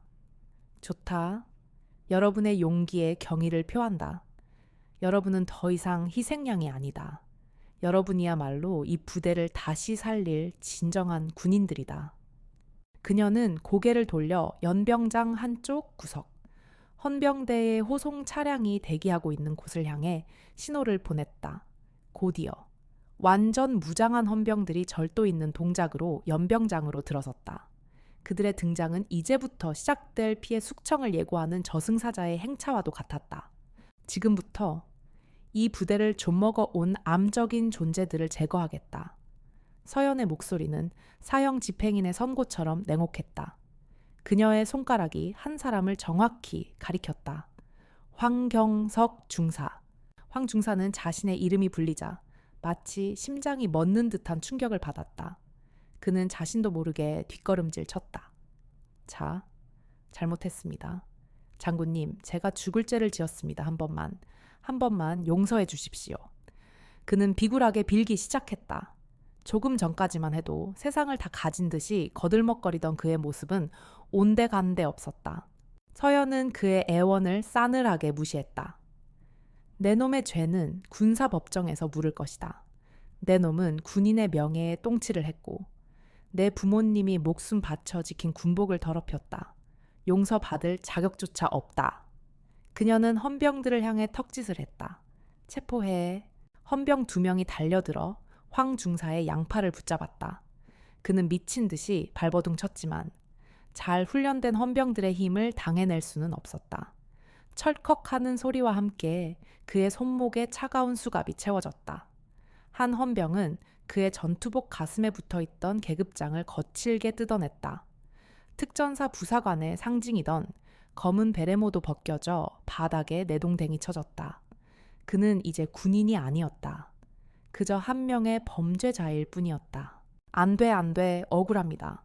나 혼자 그런 게 아니란 말입니다. 황 중사는 끌려가면서도 악을 썼다. 서연은 그의 마지막 발악을 놓치지 않았다. 그래, 너 혼자 한 짓이 아니겠지. 그녀의 시선이 이번에는 황 중사와 늘 함께 어울려 다니던 다른 부사관들과 병장들을 향했다. 김민수 하사, 최철진 병장, 이강일 상병, 너희들도 마찬가지다. 그녀가 이름을 부를 때마다 해당 병사들의 얼굴은 공포로 일그러졌다. 그들은 황 중사의 비호 아래 온갖 악행을 함께 저질러온 공범들이었다. 헌병들이 그들에게도 달려들었다. 연병장은 순식간에 아비규환의 현장으로 변했다. 체포당하는 자들의 비명과 저항, 그리고 그것을 지켜보는 병사들의 경악이 뒤섞였다. 서연의 숙청은 여기서 멈추지 않았다. 그녀의 시선은 마침내 단상 아래 하얗게 질린 얼굴로 서 있는 간부들에게로 향했다. 그리고 이 모든 사실을 알면서도 묵인하고 심지어 비호해준 당신들도 공범이다. 박성준 상사, 당신은 부소대장으로서 부하들의 고충을 외면했다. 당신도 군복 입을 자격이 없어. 박 상사는 다리가 풀려 그 자리에 주저앉고 말았다. 서연은 이미 부대에 도착한 직후 짧은 시간 동안 모든 것을 파악하고 있었던 것이다. 그녀의 정보망과 판단력은 인간의 수준을 넘어선 것처럼 보였다. 오늘 체포된 자들은 모두 특별감찰팀의 조사를 받게 될 것이다. 그리고 그 배후에 누가 있는지, 이 부대의 지휘 체계가 얼마나 썩어 문드러졌는지 뿌리까지 전부 파헤쳐서 드러낼 것이다. 그녀는 김진철 대령을 노려보며 선언했다. 대령, 당신도 예외는 아니야. 김 대령은 눈을 질끈 감았다. 모든 것이 끝났다. 연병장에는 체포된 자들이 끌려나간 뒤 깊은 침묵만이 남았다. 앞으로 나섰던 병사들은 조용히 눈물을 훔쳤다. 길고 길었던 악몽이 끝났다는 안도감. 그리고 불의에 맞서 싸워준 이름, 모를 장군에 대한 감사함이 뒤섞인 눈물이었다. 박준호는 멀리서 이 모든 것을 지켜보며 주먹을 꽉 쥐었다. 자신의 누나가 너무나도 자랑스러웠다. 그녀는 단순히 자신 한 명을 구해준 것이 아니었다. 그녀는 이 부대 전체를, 죽어가던 군인의 명예를 구해낸 것이었다. 서연은 마지막으로 연병장에 남은 병사들을 향해 말했다. 오늘을 기억하라. 군복의 무게를, 전우의 소중함을, 그리고 불의에 침묵하는 것이 얼마나 큰 죄악인지를. 이 부대는 오늘부로 다시 태어날 것이다. 고통스럽겠지만 썩은 살을 도려내야 새 살이 돋는 법이다. 이상. 그녀는 그 말을 끝으로 더 이상 아무 말 없이 단상에서 내려왔다. 한바탕 폭풍이 휩쓸고 지나간 연병장에는 새로운 시작을 알리는 무겁지만 희망 섞인 공기가 감돌고 있었다. 박서연 소장은 단상에서 내려왔다. 그녀가 밟는 계단 하나하나가 마치 무너져 내린 부대의 낡은 질서 위에 새로운 주춧돌을 놓는 소리처럼 연병장에 무겁게 울렸다. 헌병대의 차량들이 방금 전까지 동료였던 이들을 싣고 연병장을 빠져나가는 모습이 멀어져 갔다. 사이렌 소리가 잦아들자 연병장에는 마치 폭풍이 휩쓸고 지나간 뒤의 고요 같은 어색하고 무거운 침묵만이 남았다. 수백 명의 병사들은 여전히 그 자리에 못 박힌 듯 서 있었다. 그들은 차마 해산할 엄두를 내지 못했다. 그들의 눈에는 더 이상 공포와 불안만이 있지는 않았다. 어떤 이들의 눈에는 억울함이 풀렸다는 안도감이, 또 다른 이들의 눈에는 이 부대가 정말로 바뀔 수 있을 것이라는 희미한 기대감이 서려 있었다. 그들은 모두 말없이 서 있는 한 여성, 박서연 소장을 경외의 눈빛으로 바라보고 있었다. 김진철 대령은 모든 것을 잃은 사람처럼 허망한 표정으로 서 있었다. 그의 어깨는 축 처져 있었고 평생을 자부심으로 여겼던 대령 계급장은 이제 그저 무거운 쇳덩어리처럼 느껴졌다. 서연은 그에게로 다가갔다. 그녀의 발걸음 소리에 김 대령은 움찔하며 고개를 들었다. 서연은 아무 말 없이 그를 지나쳐 지휘관 사무실이 있는 본관 건물을 향해 걸어갔다. 그녀는 턱짓으로 그에게 따라오라는 신호를 보냈다. 김 대령은 마치 사형장으로 끌려가는 죄수처럼 힘없이 그녀의 뒤를 따랐다. 부대장 집무실. 불과 1시간 전까지만 해도 그가 절대적인 권위를 누리던 공간이었다. 하지만 이제 그곳의 주인은 그가 아니었다. 서연은 주저없이 문을 열고 안으로 들어갔다. 그녀는 주인의 자리인 책상 뒤 가죽 의자에 앉는 대신 창가에 서서 창밖으로 펼쳐진 부대의 정형을 내려다 보았다. 김 대령은 차마 안으로 들어오지 못하고 문턱에 서서 고개를 숙이고 있었다. 들어오지. 서연의 나지막한 목소리에 그는 마지못해 안으로 들어와 뻣뻣하게 섰다. 서연은 몸을 돌리지 않은 채 입을 열었다. 그녀의 목소리는 연병장에서의 그것처럼 분노에 차 있지는 않았지만 대신 모든 감정이 제거된 듯한 서늘한 사무적인 어조였다. 김 대령? 아니, 김진철 씨. 그녀는 의도적으로 그의 계급을 부르지 않았다. 그것은 그가 더 이상 지휘관으로서 존중받을 자격이 없다는 의미였다. 당신은 지휘관으로서 부대를 통솔할 능력과 의지를 모두 상실했어. 당신의 무능과 반김이 오늘 이 사태를 만들었고 수많은 병사들을 고통 속에 방치했으며 군 전체의 명예에 먹칠을 했지. 조송합니다. 김 대령은 그 말 외에는 할 수 있는 말이 없었다. 사제는 감찰조사실에 가서 하도록 이미 참모 총장님께 보고가 올라갔고 특별감찰팀이 이쪽으로 오고 있는 중이다. 아마 30분 내로 도착할 거야. 그녀는 잠시 말을 멈췄다. 그들이 도착하기 전에 내 개인 물품들을 정리해. 이 시간부로 당신은 지휘관이 아니다. 그저 감찰 조사를 기다리는 대기 신분일 뿐이야. 알겠나? 김 대령의 얼굴이 절망으로 일그러졌다. 그는 마지막 지푸라기라도 잡는 심정으로 애원했다. 장군님, 제발. 평생을 군에 바쳤습니다. 이렇게 불명예스럽게 군 생활을 마감하게 할 수는 없습니다. 제발 선처를. 서연이 몸을 돌려 그를 똑바로 쳐다보았다. 그녀의 눈빛은 비수처럼 날카로웠다. 네가 황 중사 같은 쓰레기들을 비호하며 병사들의 고통을 외면했을 때 그들도 너에게 선처를 빌지 않았을까? 네가 그들의 고통에 눈 감았던 것처럼. 나 역시 내 놈의 변명에 눈 감을 생각은 없다. 군인은 명예로 사는 존재다. 그리고 너는 그 명예를 스스로 내다 버렸어. 나가서 짐이나 챙겨. 그것이 마지막 통보였다. 김 대령은 더 이상 아무 말도 하지 못했다.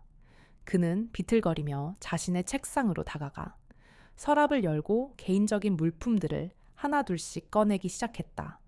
사진 액자, 기념패, 만년필. 그가 평생을 바쳐 이룬 모든 것들이 이제는 허망한 과거의 유물이 되어버렸다. 서연은 그 모습을 차가운 눈으로 끝까지 지켜보았다. 동정심은 없었다. 이것이 바로 지휘관으로서 책임을 다하지 못한 자의 비참한 말로였다. 그때 부대 밖에서 여러 대의 차량이 들어오는 소리가 들렸다. 검은색 세단 몇 대가 먼지를 일으키며 본관 건물 앞에 멈춰 섰다. 차문이 열리고 정장을 입은 남자들과 다른 부대 마크를 단 헌병들이 내렸다. 그들의 얼굴에는 어떤 감정도 없었다. 그들은 오직 임무를 수행하기 위해 온 차가운 집행자들이었다. 합동참모본부 직속 특별감찰팀이었다. 감찰팀장은 서연에게 다가와 경례를 했다. 충성 감찰팀장 박철규 중령입니다. 명 받들고 왔습니다. 서연은 고개를 끄덕였다. 수고 많다. 지금부터 이 부대의 모든 서류와 시설, 그리고 전 병력에 대한 조사 및 면담 권한을 위임한다. 저 김진철 대령부터 인계받도록. 알겠습니다. 박중령은 짧게 대답하고는 부하들에게 손짓했다. 감찰팀은 일사불란하게 움직이기 시작했다. 일부는 서류고를 봉인했고 일부는 황 중사가 사용하던 내무반과 사무실을 조사하기 시작했다. 그들의 등장은 이 부대의 모든 비밀이 이제 낱낱이 파헤쳐질 것임을 알리는 신호탄과도 같았다. 모든 공식적인 절차가 일단락되자 서연은 비로소 깊은 숨을 내쉬었다. 장군으로서의 임무는 일단 끝났다. 이제 그녀는 다시 한 사람의 누나로 돌아가야 했다. 그녀는 집무실을 나와 아직도 연병장 한편에서 다른 병사들과 함께 굳어있는 동생 박준호를 찾아갔다. 그녀가 다가가자 주변의 병사들이 겁을 먹고 슬금슬금 자리를 피했다. 순식간에 그녀와 준호 단둘만이 남게 되었다. 준호는 누나를 보자 어쩔 줄 몰라 했다. 그는 자신도 모르게 차렷 자세를 취하며 경례를 붙이려 했다. 그 순간 서연이 그의 손을 잡았다. 됐어. 그녀의 목소리는 이전보다 한결 부드러워져 있었다. 여기선 장군 아니야. 그냥 내 누나야. 그 말에 준호의 눈시울이 붉어졌다. 그는 그동안 억눌러 왔던 모든 감정이 한꺼번에 터져 나오는 것을 느꼈다. 누나, 그의 목소리가 심하게 떨렸다. 왜 말 안 했어? 서연이 조용히 물었다. 그 질문에는 질책보다 아픔이 더 많이 묻어 있었다. 왜 이렇게 될 때까지 혼자 끙끙 앓고 있었어? 누나를 못 믿은 거야. 준호는 고개를 숙였다. 아니야. 그런 거 아니야. 그냥 누나한테 걱정 끼치고 싶지 않았어. 그리고 내 힘으로 이겨내고 싶었어. 아버지처럼. 누나처럼 강한 군인이 되고 싶었는데 나는 너무 약했어. 죄송해. 누나. 그의 목소리는 점점 작아졌고 결국 눈물과 함께 말끝을 흐렸다. 서연은 아무 말 없이 동생을 끌어안았다. 그녀의 품은 작았지만 세상에서 가장 안전하고 든든한 요새처럼 느껴졌다. 그녀는 동생의 등을 토닥이며 말했다. 바보야. 강하다는 건 모든 걸 혼자 짊어지는 게 아니야. 힘들 땐 힘들다고 말하고 도움이 필요할 땐 손을 내밀 줄 아는 용기. 그게 진짜 강한 거야. 넌 약하지 않아. 이 힘든 시간을 버텨낸 것만으로도 넌 충분히 강해. 그녀의 따뜻한 위로에 준호는 결국 참았던 울음을 터뜨렸다. 어린아이처럼 누나의 품에 안겨 서럽게 울었다. 그 울음 속에는 그동안 겪었던 고통과 서름, 그리고 살아남았다는 안도감이 모두 누워가 있었다. 서연은 동생이 마음껏 울도록 내버려 두었다. 이 눈물이 동생의 마음속에 남은 상처를 씻어내 줄 것임을 알기에 한참이 지나고 준호의 울음이 잦아들었을 때쯤 서연은 동생을 품에서 떼어놓고 그의 눈을 마주 보았다. 이제 다 괜찮아. 아무도 더 이상 널 괴롭히지 못할 거야. 내가 그렇게 만들었으니까. 그녀의 목소리는 부드러웠지만 그 안에 담긴 의지는 바위처럼 단단했다. 그러니까 너는 네가 해야 할 일에만 집중해. 더 훌륭한 군인이 되어서 아버지와 어머니께 부끄럽지 않은 아들이 되면 되는 거야. 할 수 있지. 준호는 눈물을 닦고 힘차게 고개를 끄덕였다. 누나, 할 수 있어. 그의 눈빛은 더 이상 나약하지 않았다. 시련을 이겨낸 사람만이 가질 수 있는 단단하고 깊은 빛을 띠고 있었다. 그는 오늘 자신의 누나가 단순한 보호자가 아니라 자신이 평생을 따라야 할 위대한 영웅임을 깨달았다. 서연은 만족스러운 미소를 지었다. 그녀는 주머니에서 손수건을 꺼내 동생의 얼굴에 남은 눈물 자국을 꼼꼼히 닦아주었다. 이제 모든 것이 제자리를 찾아가고 있었다. 그녀는 감찰팀에게 부대의 뒤처리를 맡기고 조용히 부대를 떠날 준비를 했다. 그녀의 임무는 끝났기 때문이다. 폭풍을 일으키는 것도 그녀였지만 폭풍이 지나간 뒤의 제거는 이제 이 부대원들 스스로의 몫이었다. 그녀는 그들이 해낼 것이라고 믿었다. 오늘 그들은 절망 속에서 희망의 씨앗을 보았으니까 박서연 소장이 떠난 후의 부대는 마치 거대한 수술을 마친 환자처럼 고통스럽지만 새로운 질서를 찾아가는 과정에 들어섰다. 합동참모본부에서 파견된 특별감찰팀은 부대 전체를 장악했다. 그들은 밤낮을 가리지 않고 움직였다. 모든 행정서류와 훈련 일지, 보급품 목록까지 샅샅이 조사되었고 병사들과 간부들은 한 명씩 차례로 불려가 강도 높은 면담을 받아야 했다. 부대 내의 공기는 이전과는 완전히 달라졌다. 황 중사와 그의 일당이 풍기던 폭력적이고 저급한 분위기는 사라졌다. 대신 그 자리에는 서늘한 긴장감과 엄격한 규율이 들어섰다. 병사들은 더 이상 서로 눈치를 보거나 겁먹지 않았다. 감찰팀의 존재는 그들에게 보이지 않는 방패막이가 되어주었고 그들은 비로소 자신이 겪었던 부조리함에 대해 자유롭게 이야기할 수 있게 되었다. 박준호 이병 역시 조사를 받았다. 그는 딱딱한 의자가 놓인 작은 면담실에서 감찰팀장인 박철규 중령과 마주 앉았다. 박 중령의 눈빛은 날카로웠지만 그 안에는 어떤 편견이나 위압감도 없었다.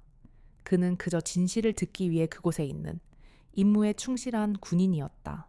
박준호 이병, 박중령이 입을 열었다.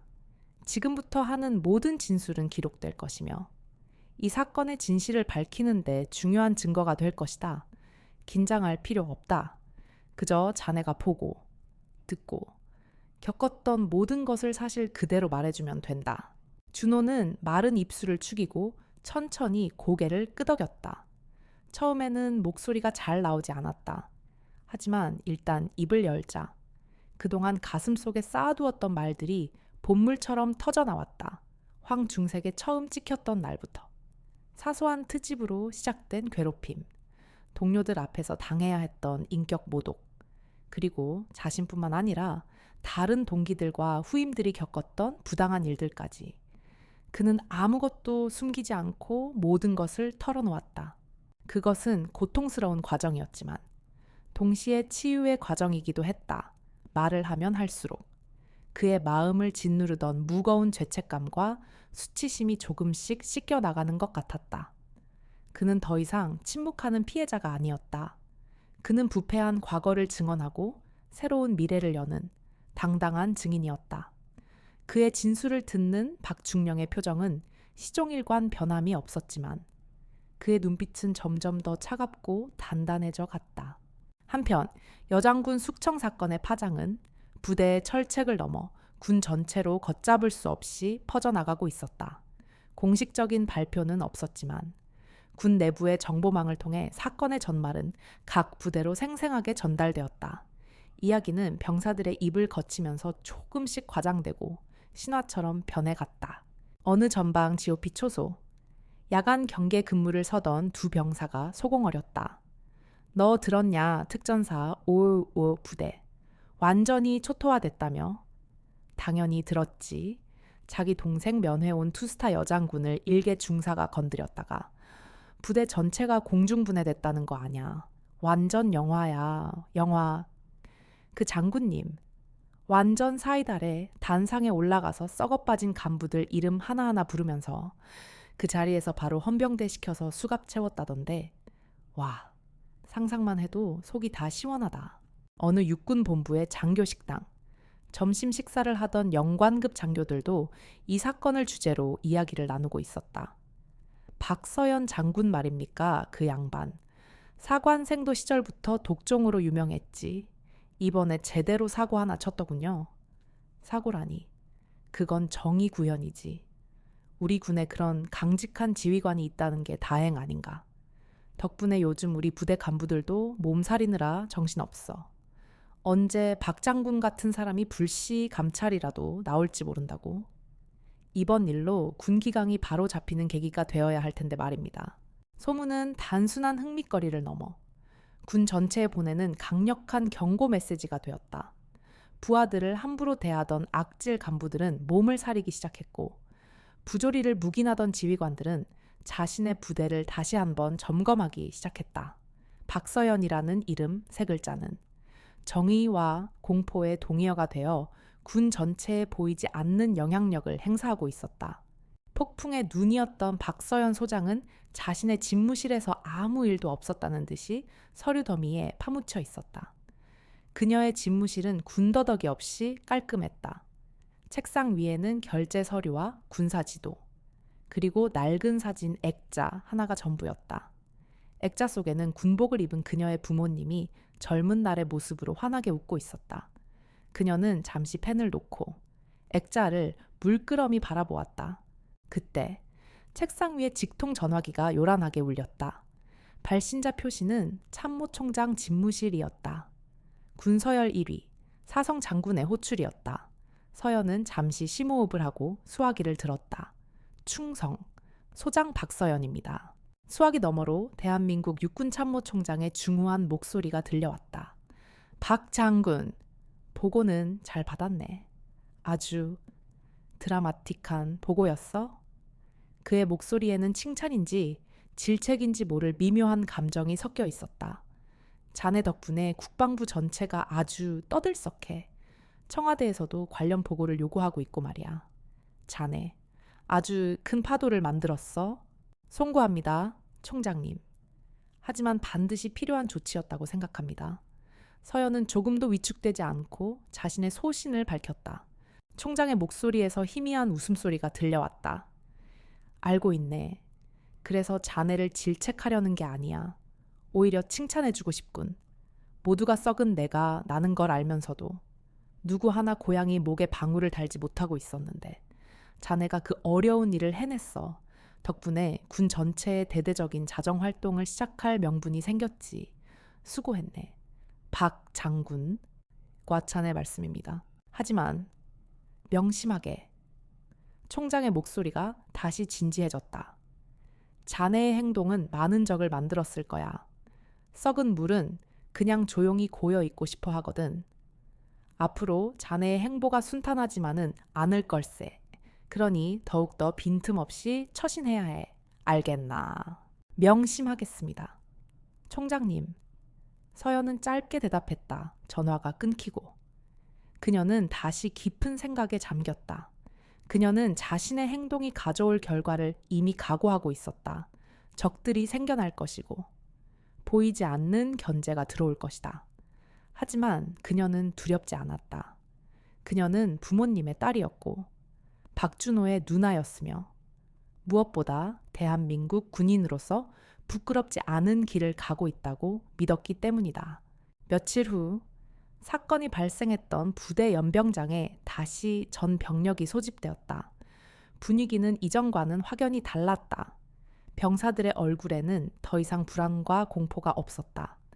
그 자리에는 새로운 시작에 대한 조심스러운 기대감이 감돌고 있었다. 단상 위로 한 명의 대령이 올라섰다. 그는 김진철 대령보다 나이가 더 많아 보였고 햇볕에 그을린 얼굴에는 강직함과 연륜이 묻어 있었다. 그는 새로 부임한 부대장 이진우 대령이었다. 그는 군 내에서 호랑이라 불릴 만큼 엄격하지만 동시에 부하들을 진심으로 아끼는 덕장으로 소문난 인물이었다.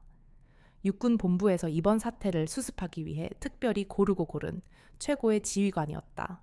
이진우 대령은 마이크를 잡고 짧고 굵은 목소리로 말했다. 나는 오늘 여러분의 새로운 지휘관으로 부임한 이진우 대령이다. 과거의 과오는 모두 잊어라. 나는 여러분에게 딱 3가지만 약속하겠다.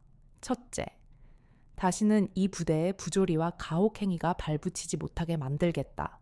둘째, 여러분의 훈련 성과에 대해서는 공정하게 평가하고 보상하겠다. 셋째, 여러분 모두를 나의 전우이자 가족으로 대하겠다. 우리는 오늘부터 다시 시작한다. 이상. 그의 연설이 끝나자 연병장에서는 그 누구도 예상치 못했던 박수 소리가 터져 나왔다. 처음에는 작게 시작된 박수 소리는 점점 더 커져 우레와 같은 함성이 되어 연병장을 가득 채웠다. 그것은 새로운 지휘관에 대한 환영이자 암흑 같던 과거와의 완전한 결별을 선언하는 희망의 함성이었다. 박준호도 동료들과 함께 힘차게 박수를 쳤다. 그의 가슴 속에서. 진정한 군인으로서의 삶이 이제 막 시작되고 있었다. 부대는 놀라울 정도로 달라져 있었다. 이진우 대령의 부임은 단순한 지휘관 교체를 넘어 부대의 뼈대를 새로 맞추는 것과 같은 근본적인 변화를 가져왔다. 호랑이라는 그의 별명답게 훈련은 이전보다 훨씬 강도가 높아졌다. 하지만 그곳에는 더 이상 부당한 폭력이나 인격 모독이 없었다. 오직 군인 대 군인으로서의 엄격한 요구와 그에 따르는 공정한 평가만이 존재했다. 정신 똑바로 차려 내 옆에 전우가 쓰러지면 일으켜 세워주고 네가 뒤처지면 전우의 손을 잡아 특전사는 혼자 잘난 놈이 아니라 함께 죽고 함께 사는 전사들의 집단이다. 완전 군장을 한 채 가파른 산악 구보를 하던 중 한 병사가 지쳐 쓰러지자 이진우 대령은 확성기를 들고 직접 고함을 쳤다. 예전 같았으면 황 중사의 욕설과 발길질이 날아왔을 상황이었다. 하지만 지금은 달랐다. 쓰러진 병사의 양옆에서 동료들이 즉시 달려들어 그의 군장을 나눠매고 팔을 부축해 일으켜 세웠다.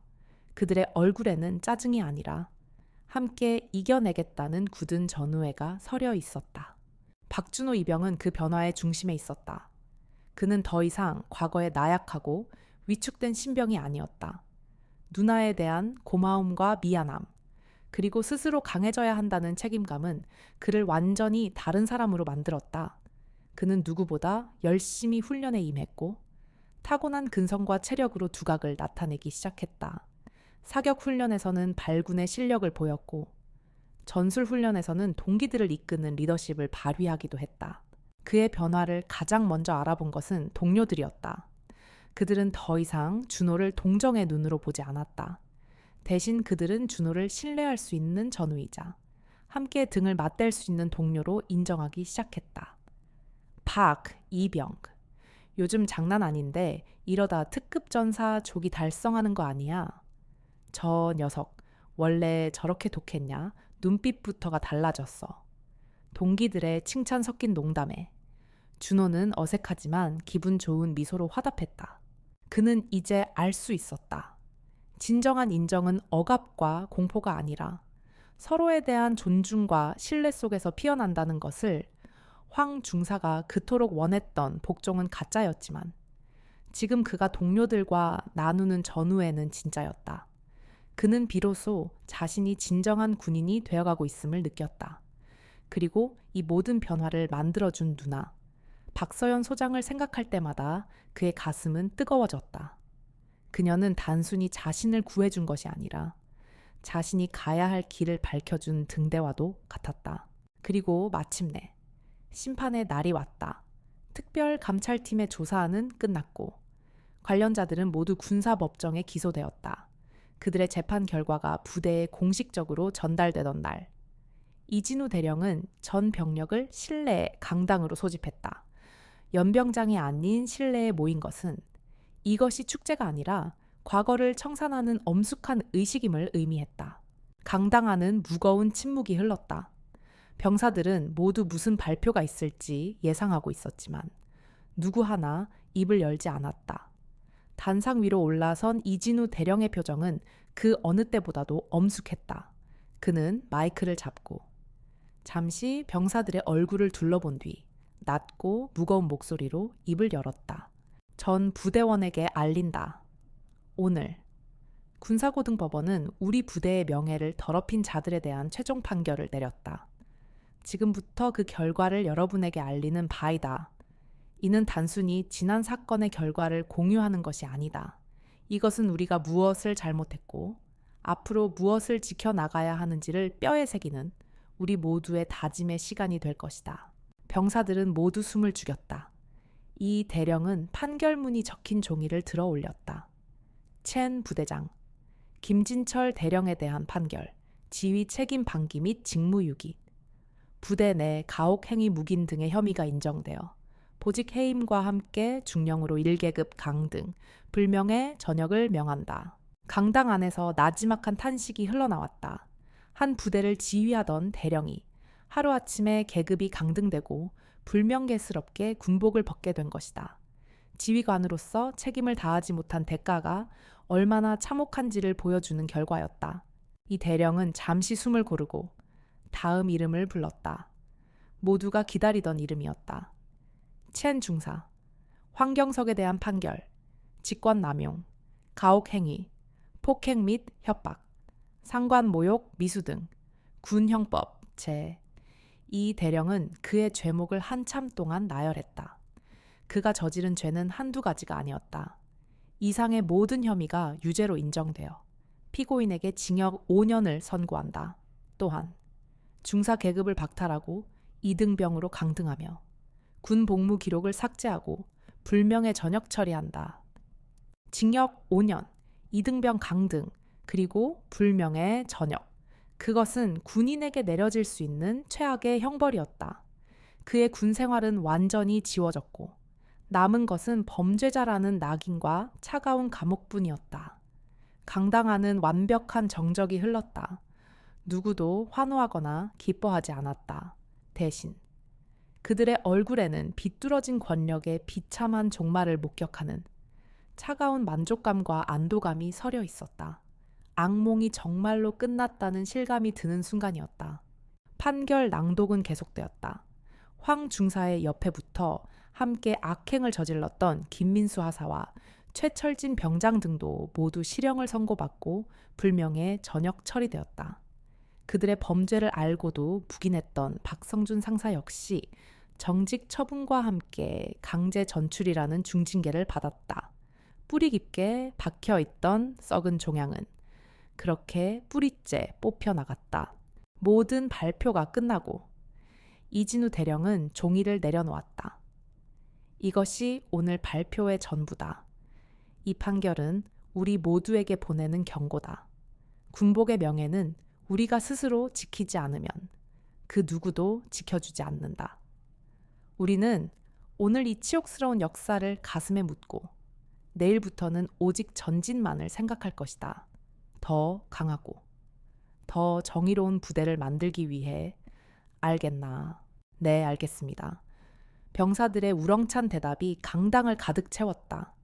그 목소리에는 과거와의 완벽한 단절, 그리고 새로운 시작에 대한 확고한 의지가 담겨 있었다. 강당을 나오는 준호의 발걸음은 그 어느 때보다 가벼웠다. 그는 강당 밖으로 쏟아지는 눈부신 햇살을 온몸으로 받으며 하늘을 올려다보았다. 똑같은 부대의 하늘이었지만 오늘따라 유난히 더 푸르고 높아 보였다. 그는 이제 더 이상 과거에 얽매이지 않을 것이다. 그를 괴롭혔던 악몽은 법의 심판으로 완전히 끝났고 그의 앞에는 군인으로서 성장해 나갈 무한한 미래만이 펼쳐져 있었다.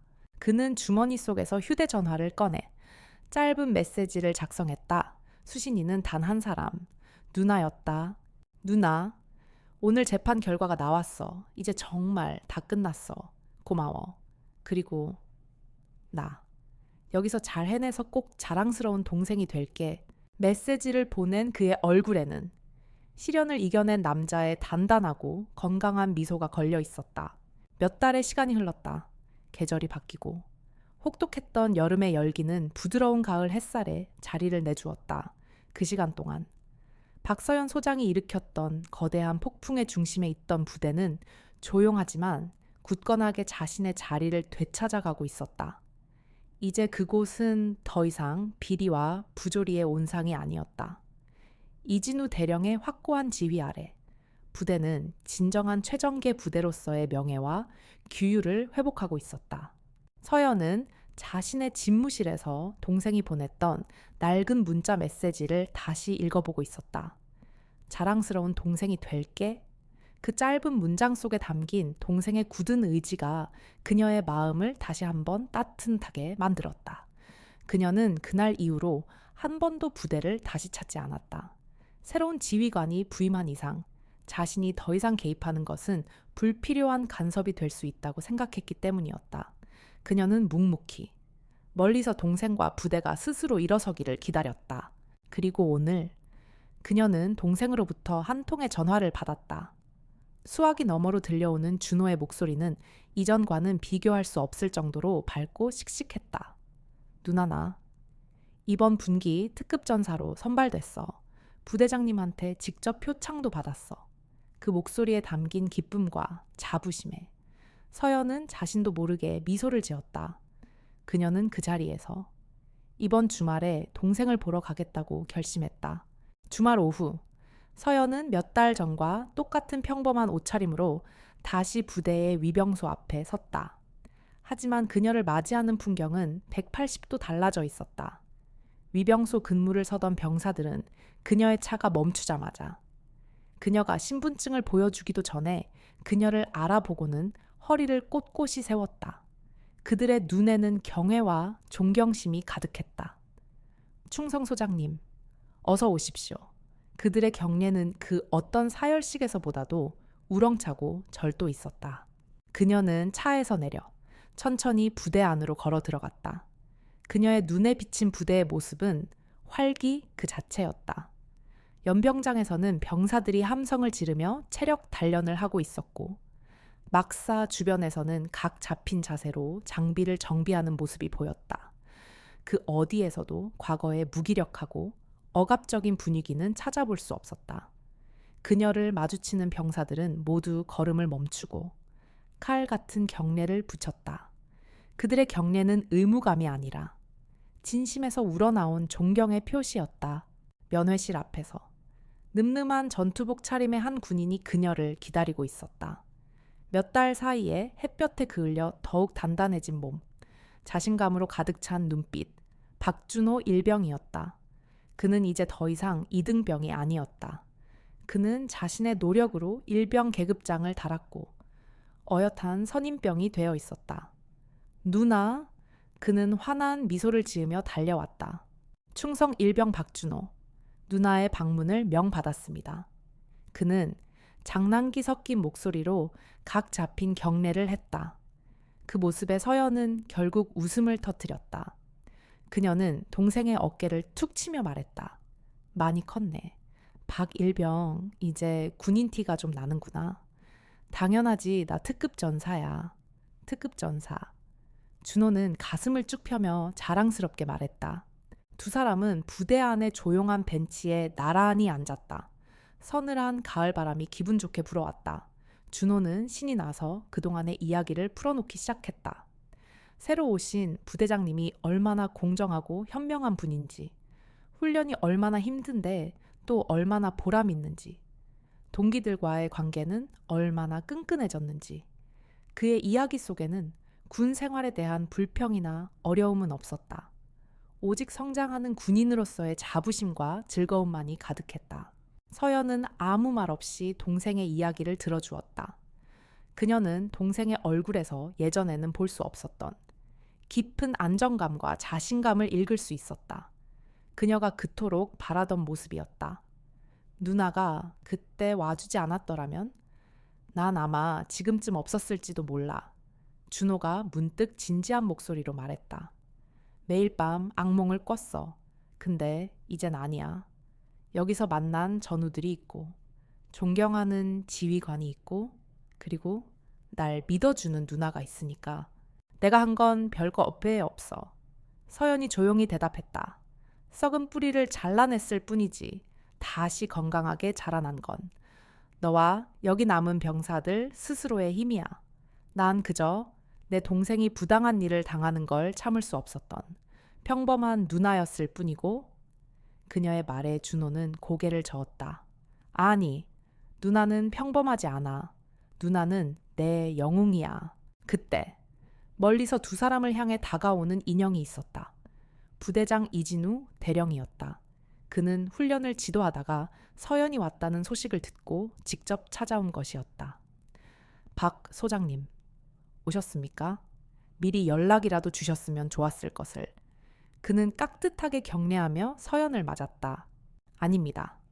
대령님, 사적인 방문이라 조용히 왔다 가려 했습니다. 부대가 아주 보기 좋습니다. 병사들 눈에 총기가 살아있군요. 서연이 칭찬하자. 이 대령은 겸손하게 웃었다. 모두 소장님께서 기강을 바로잡아 주신 덕분입니다. 저는 그저 밭을 갈고 씨를 뿌렸을 뿐. 썩은 돌을 골라내 주신 분은 소장님이시지요. 그는 잠시 준호를 바라보았다. 그의 눈빛에는 따뜻한 격려가 담겨 있었다. 박일병은 우리 부대의 보물입니다. 모든 훈련에서 가장 모범적이고 동료들에게도 신망이 두텁습니다. 이런 훌륭한 아드님, 아니, 동생분을 두셔서 참으로 셔츠 드시겠습니다. 그의 말에 준호는 쑥스러운 듯 얼굴을 붉혔다. 짧은 만남이었지만 서연은 이진우 대령이라는 사람을 신뢰할 수 있게 되었다. 그에게서는 진심으로 부대와 부하들을 아끼는 지휘관의 향기가 묻어나왔다. 그녀는 이제 정말로 마음을 놓을 수 있었다.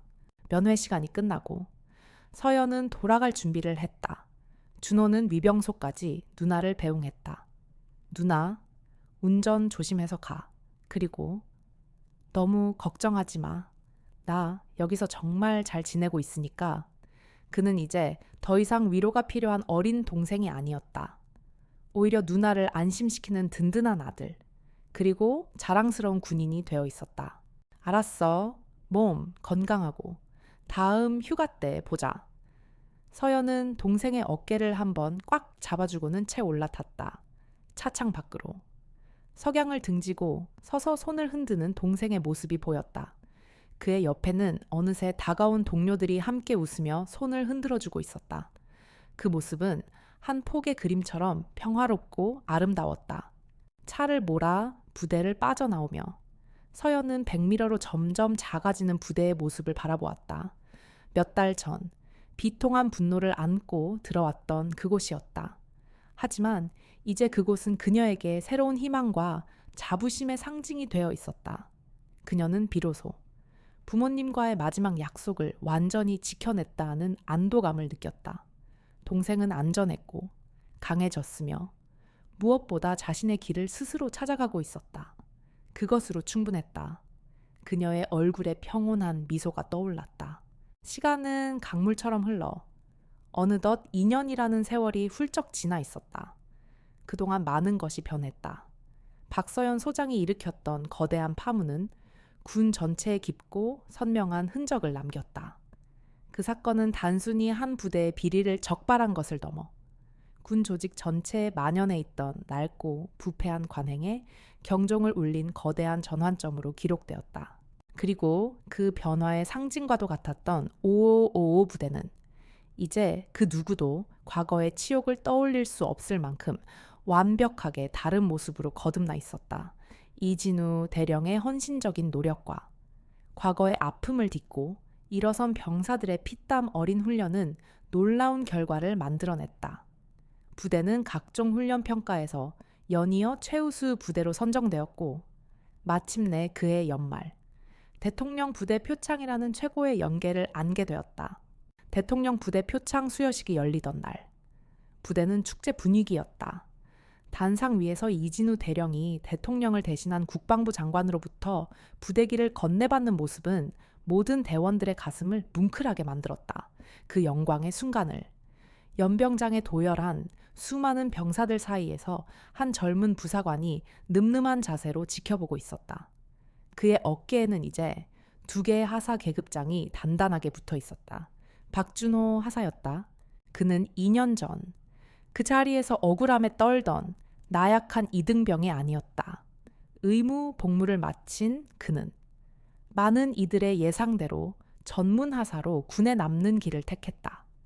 그는 누나처럼 위대한 지휘관이 될 수는 없겠지만 적어도 자신이 겪었던 것과 같은 고통을 후임들이 겪게 하지는 않는 좋은 선임이 되고 싶었다. 그는 이제 막 자대에 배치된 신병들을 이끄는 분대장이 되어 있었다. 야, 김, 이병, 정신 안 차려 방탄끈 풀렸잖아. 전투 상황에서 네 목숨 지켜주는 게 뭔지 아직도 몰라. 훈련 중 한 신병이 실수를 하자 준호는 엄격한 목소리로 지적했다. 하지만 그의 목소리에는 과거 황 중사가 내뱉던 경멸이나 모욕이 없었다. 오직 부하의 안전을 걱정하는 선임의 진심 어린 질책만이 담겨 있었다. 그는 신병에게 다가가 말없이 그의 방탄 헬멧 끈을 다시 고쳐 매주었다. 신병은 죄송함과 감사함이 뒤섞인 눈으로 그를 바라보았다. 준호는 그런 방식으로 자신만의 리더십을 만들어가고 있었다. 그는 때로는 엄격한 교관이었지만 때로는 힘들어하는 부하의 어깨를 두드려주는 따뜻한 형이었다. 그의 분대원들은 그를 진심으로 믿고 따랐다. 그는 과거의 상처를 극복하는 것을 넘어 그 상처를 다른 일을 치유하는 약으로 사용하고 있었던 것이다. 같은 시각 서울 국방부 청사의 한 대형 회의실, 국가 안보에 관한 중요한 회의가 열리고 있었다. 육해공군의 쟁쟁한 장성들이 모두 모여 갑론을 박을 벌이고 있었다. 그때 회의를 주재하던 합참의장이 한 사람을 지목했다. 이 문제에 대한 박서연 장군님의 의견은 어떻습니까? 회의실의 모든 시선이 한 곳으로 쏠렸다. 박서연 소장 2년 전 군을 발칵 뒤집어 놓았던 그녀는 그 사건 이후 어떤 불이익도 받지 않았다. 오히려 그녀의 강직함과 결단력은 군 수뇌부에게 깊은 인상을 남겼다. 그녀는 이제 군내 개혁을 주도하는 핵심 인물이자 가장 신뢰받는 전략가 중 한 명으로 자리매김하고 있었다. 그녀는 자리에서 일어나 막힘없이 자신의 의견을 피력했다. 그녀의 분석은 날카로웠고 그녀의 대안은 현실적이었다. 무엇보다 그녀의 모든 전략의 중심에는 현장에서 싸우는 병사들에 대한 깊은 이해와 존중이 깔려 있었다. 그녀의 발언이 끝나자 회의실에서는 조용한 박수와 함께 고개를 끄덕이는 이들이 많아졌다. 그녀는 이제 단순히 뛰어난 군인을 넘어 군의 미래를 이끌어갈 진정한 리더로 성장해 있었다. 며칠 뒤, 현충일 아침, 대전 국립현충원의 묘역은 이른 아침부터 참배객들로 붐볐다. 장군 묘역의 한쪽에 2명의 군인이 나란히 서서 거수 경례를 하고 있었다. 한 명은 별 2개가 빛나는 소장의 정복을, 다른 한 명은 갓 임관한 듯한 하사의 정복을 입고 있었다. 박서연과 박준호였다. 그들은 아버지와 어머니의 묘비 앞에 서 있었다. 참배를 마친 2사람은 묘비 앞 잔디밭에 조용히 앉았다. 서연이 먼저 입을 열었다. 하사 박준호, 제법인데 이제 정말 군인 다 됐네. 아직 멀었어. 누나에 비하면. 준호는 쑥스럽게 웃으며 대답했다. 그의 얼굴에는 이제 소년의 티가 완전히 사라지고 강인한 청년의 모습이 자리 잡고 있었다. 결심은 한 거야. 계속 군에 남기로. 서연이 묻자 준호는 망설임 없이 고개를 끄덕였다. 나, 아버지와 어머니, 그리고 누나처럼 이 군복이 자랑스러운 사람이 되고 싶어. 내가 지켜야 할 부하들이 생기니까 하루하루가 소중하고 책임감이 느껴져 후회 안 해. 그의 대답에 서연은 아무 말 없이 미소만 지었다. 그녀는 동생이 스스로 자신의 길을 찾았다는 사실이 대견하고 자랑스러웠다. 그녀는 더 이상 동생을 걱정하는 보호자가 아니었다.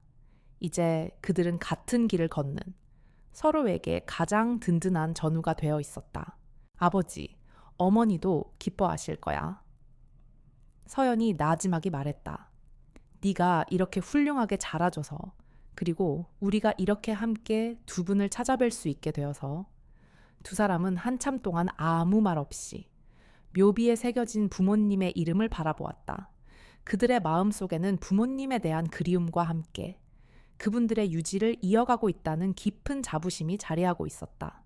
과거의 아픔은 결코 사라지지 않을 것이다. 하지만 그들은 그 아픔을 이겨냈고 오히려 그것을 발판 삼아 더 단단하고 올곧은 사람으로 성장했다. 한바탕 몰아쳤던 폭풍은 모든 것을 앗아가는 듯했지만 결국 그 자리에는 더 건강하고 새로운 싹이 돋아나고 있었다. 참배를 마치고 현충원을 나서는 2 남매의 어깨는 그 어느 때보다도 넓고 든든해 보였다. 그들은 나란히 걸으며 미래에 대해 이야기했다. 준호가 이끌게 될 분대원들의 이야기, 서연이 구상하고 있는 새로운 훈련 시스템에 대한 이야기. 그들의 대화는 이제 개인적인 안부를 넘어 군과 국가의 미래를 향해 있었다. 과거에 대한 약속을 모두 지켜낸 그들은 이제 희망찬 미래를 향해 함께 나아가고 있었다.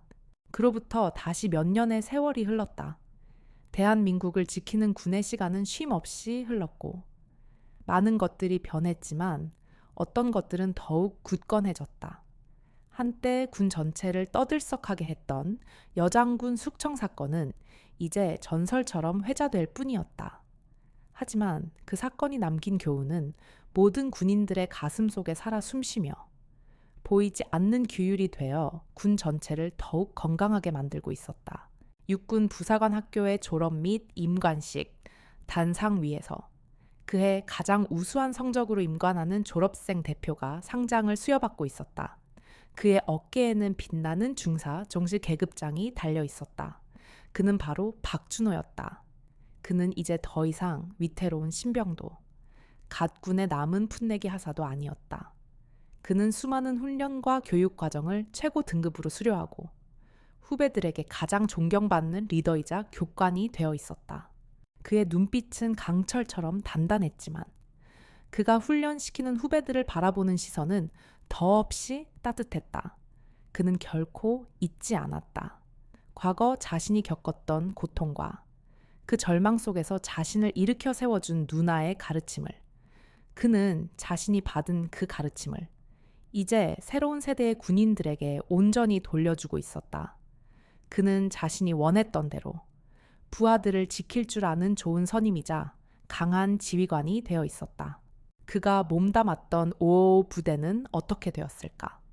이진우 대령은 부대를 완벽하게 정상화시킨 공로를 인정받아 장군으로 진급하여 더 중요한 직책으로 영전했다. 그리고 그가 떠난 부대는 그가 닦아놓은 기틀 위에서 대한민국 최강의 특수부대라는 명성을 굳건히 지켜나가고 있었다. 정의와 명예는 그 부대를 상징하는 새로운 전통이 되었다. 한편 차가운 벽으로 둘러싸인 군 교도소의 한 독방, 한때 세상을 다 가진 듯이 거들먹거리던 전 첸 중사 황경석은 이제는 아무도 기억하지 못하는 죄수가 되어 있었다. 그는 모든 것을 잃었다. 계급, 명예, 동료, 그리고 자신의 인생까지.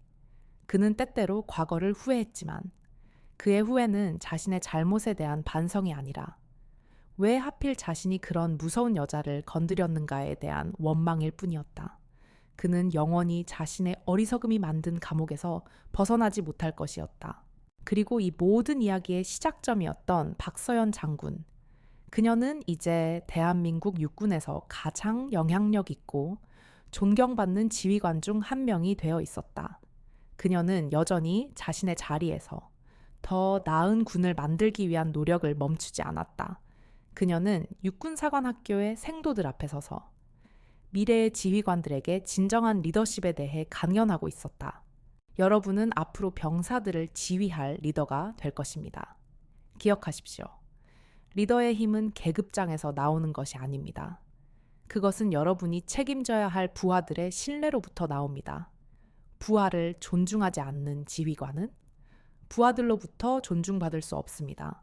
그리고 신뢰를 잃은 지휘관은 전쟁터에서 그 어떤 전투도 승리할 수 없습니다. 진정한 강함은 약한 자를 짓밟는 것이 아니라 그들을 일으켜 세워 함께 나아가는 용기입니다. 그녀의 강견이 끝나자 강당을 가득 메운 생도들의 우레와 같은 박수가 터져 나왔다. 그녀는 그 박수 속에서 저 멀리 어딘가에서 늠름한 군인으로 성장했을 동생을 떠올리며 희미하게 미소 지었다. 그녀는 약속을 지켰다. 부모님과의 약속, 그리고 자기 자신과의 약속을. 이하 나레이션. 오늘 저희가 들려드린 이야기는 여기까지입니다. 평범한 여름날 오후, 한 부대의 면회실에서 시작되었던 작은 불씨가 어떻게 거대한 불길이 되어 썩어빠진 관행을 불태우고 새로운 희망을 만들어냈는지 함께 지켜보았습니다. 이 이야기는 우리에게 많은 것을 생각하게 합니다. 우리는 종종 겉모습만 보고 다른 사람을 섣불리 판단하곤 합니다. 수수한 옷차림의 한 여성을 그저 상황 파악 못하는 민간인으로 치부했던 황 중사처럼 말입니다. 하지만 그 평범함 속에 상상조차 할 수 없는 거대한 힘과 책임감이 숨어 있을 수 있다는 것을 우리는 오늘 이야기를 통해 보았습니다. 진정한 강함이란 무엇일까요? 더 큰 목소리, 더 위압적인 자세, 더 높은 계급장일까요? 아닙니다. 박서연 장군은 우리에게 보여주었습니다. 진정한 강함은 자신을 통제할 줄 아는 절제력, 불의 앞에서 침묵하지 않는 용기, 그리고 자신의 힘을 약한 자를 보호하는 데 사용할 줄 아는 책임감이라는 것을 말입니다. 그녀는 단 한 번도 소리를 지르거나 흥분하지 않았지만 그 어떤 위협보다도 더 강력한 힘으로 모든 것을 제압했습니다. 이 이야기는 또한 힘에는 반드시 책임이 따른다는 사실을 우리에게 일깨워줍니다. 중사라는 계급으로 부하들을 마음대로 괴롭혔던 황경석, 대령이라는 계급으로 부대의 부조리를 방관했던 김진철, 그들은 자신들이 가진 힘을 마땅히 해야 할 책임을 다하는 데 사용하지 않았습니다. 그리고 그 결과는 너무나도 비참했습니다. 그들의 몰락은 우리에게 분명히 말해줍니다. 책임 없는 권력은 결국 스스로를 파멸시킬 뿐이라는 것을 어쩌면 여러분의 삶 속에도 크고 작은 황 중사가 존재할지 모릅니다. 학교에서, 직장에서, 혹은 우리가 살아가는 사회 속에서 말입니다. 그리고 그 앞에서 고통받는 박준호, 이병 같은 이들도 있겠지요. 대부분의 우리는 그저 방관자가 되어 침묵할지도 모릅니다. 하지만 오늘 이야기는 우리에게 한 가지 희망을 줍니다. 단 한 사람의 용기 있는 행동이 침묵하는 다수를 깨우고 견고해 보였던 부조리의 성벽을 무너뜨릴 수 있다는 사실을 말입니다. 여러분은 오늘 이야기 어떻게 들으셨나요? 여러분이 만약 박서연 장군이었다면 혹은 박준호 이병이었다면 어떻게 행동했을 것 같으신가요? 여러분의 생각이 궁금합니다. 오늘 이야기의 통쾌함을 느끼셨다면 주저하지 마시고 좋아요 버튼을 눌러주십시오. 여러분의 좋아요는 저희에게 큰 힘이 됩니다. 그리고 앞으로도 저희가 들려드릴 더 많은 흥미진진한 이야기가 궁금하시다면 구독 버튼을 누르시고 저희 채널의 가족이 되어주세요. 여러분의 다양한 의견을 댓글로 남겨주시는 것도 잊지 마시고요.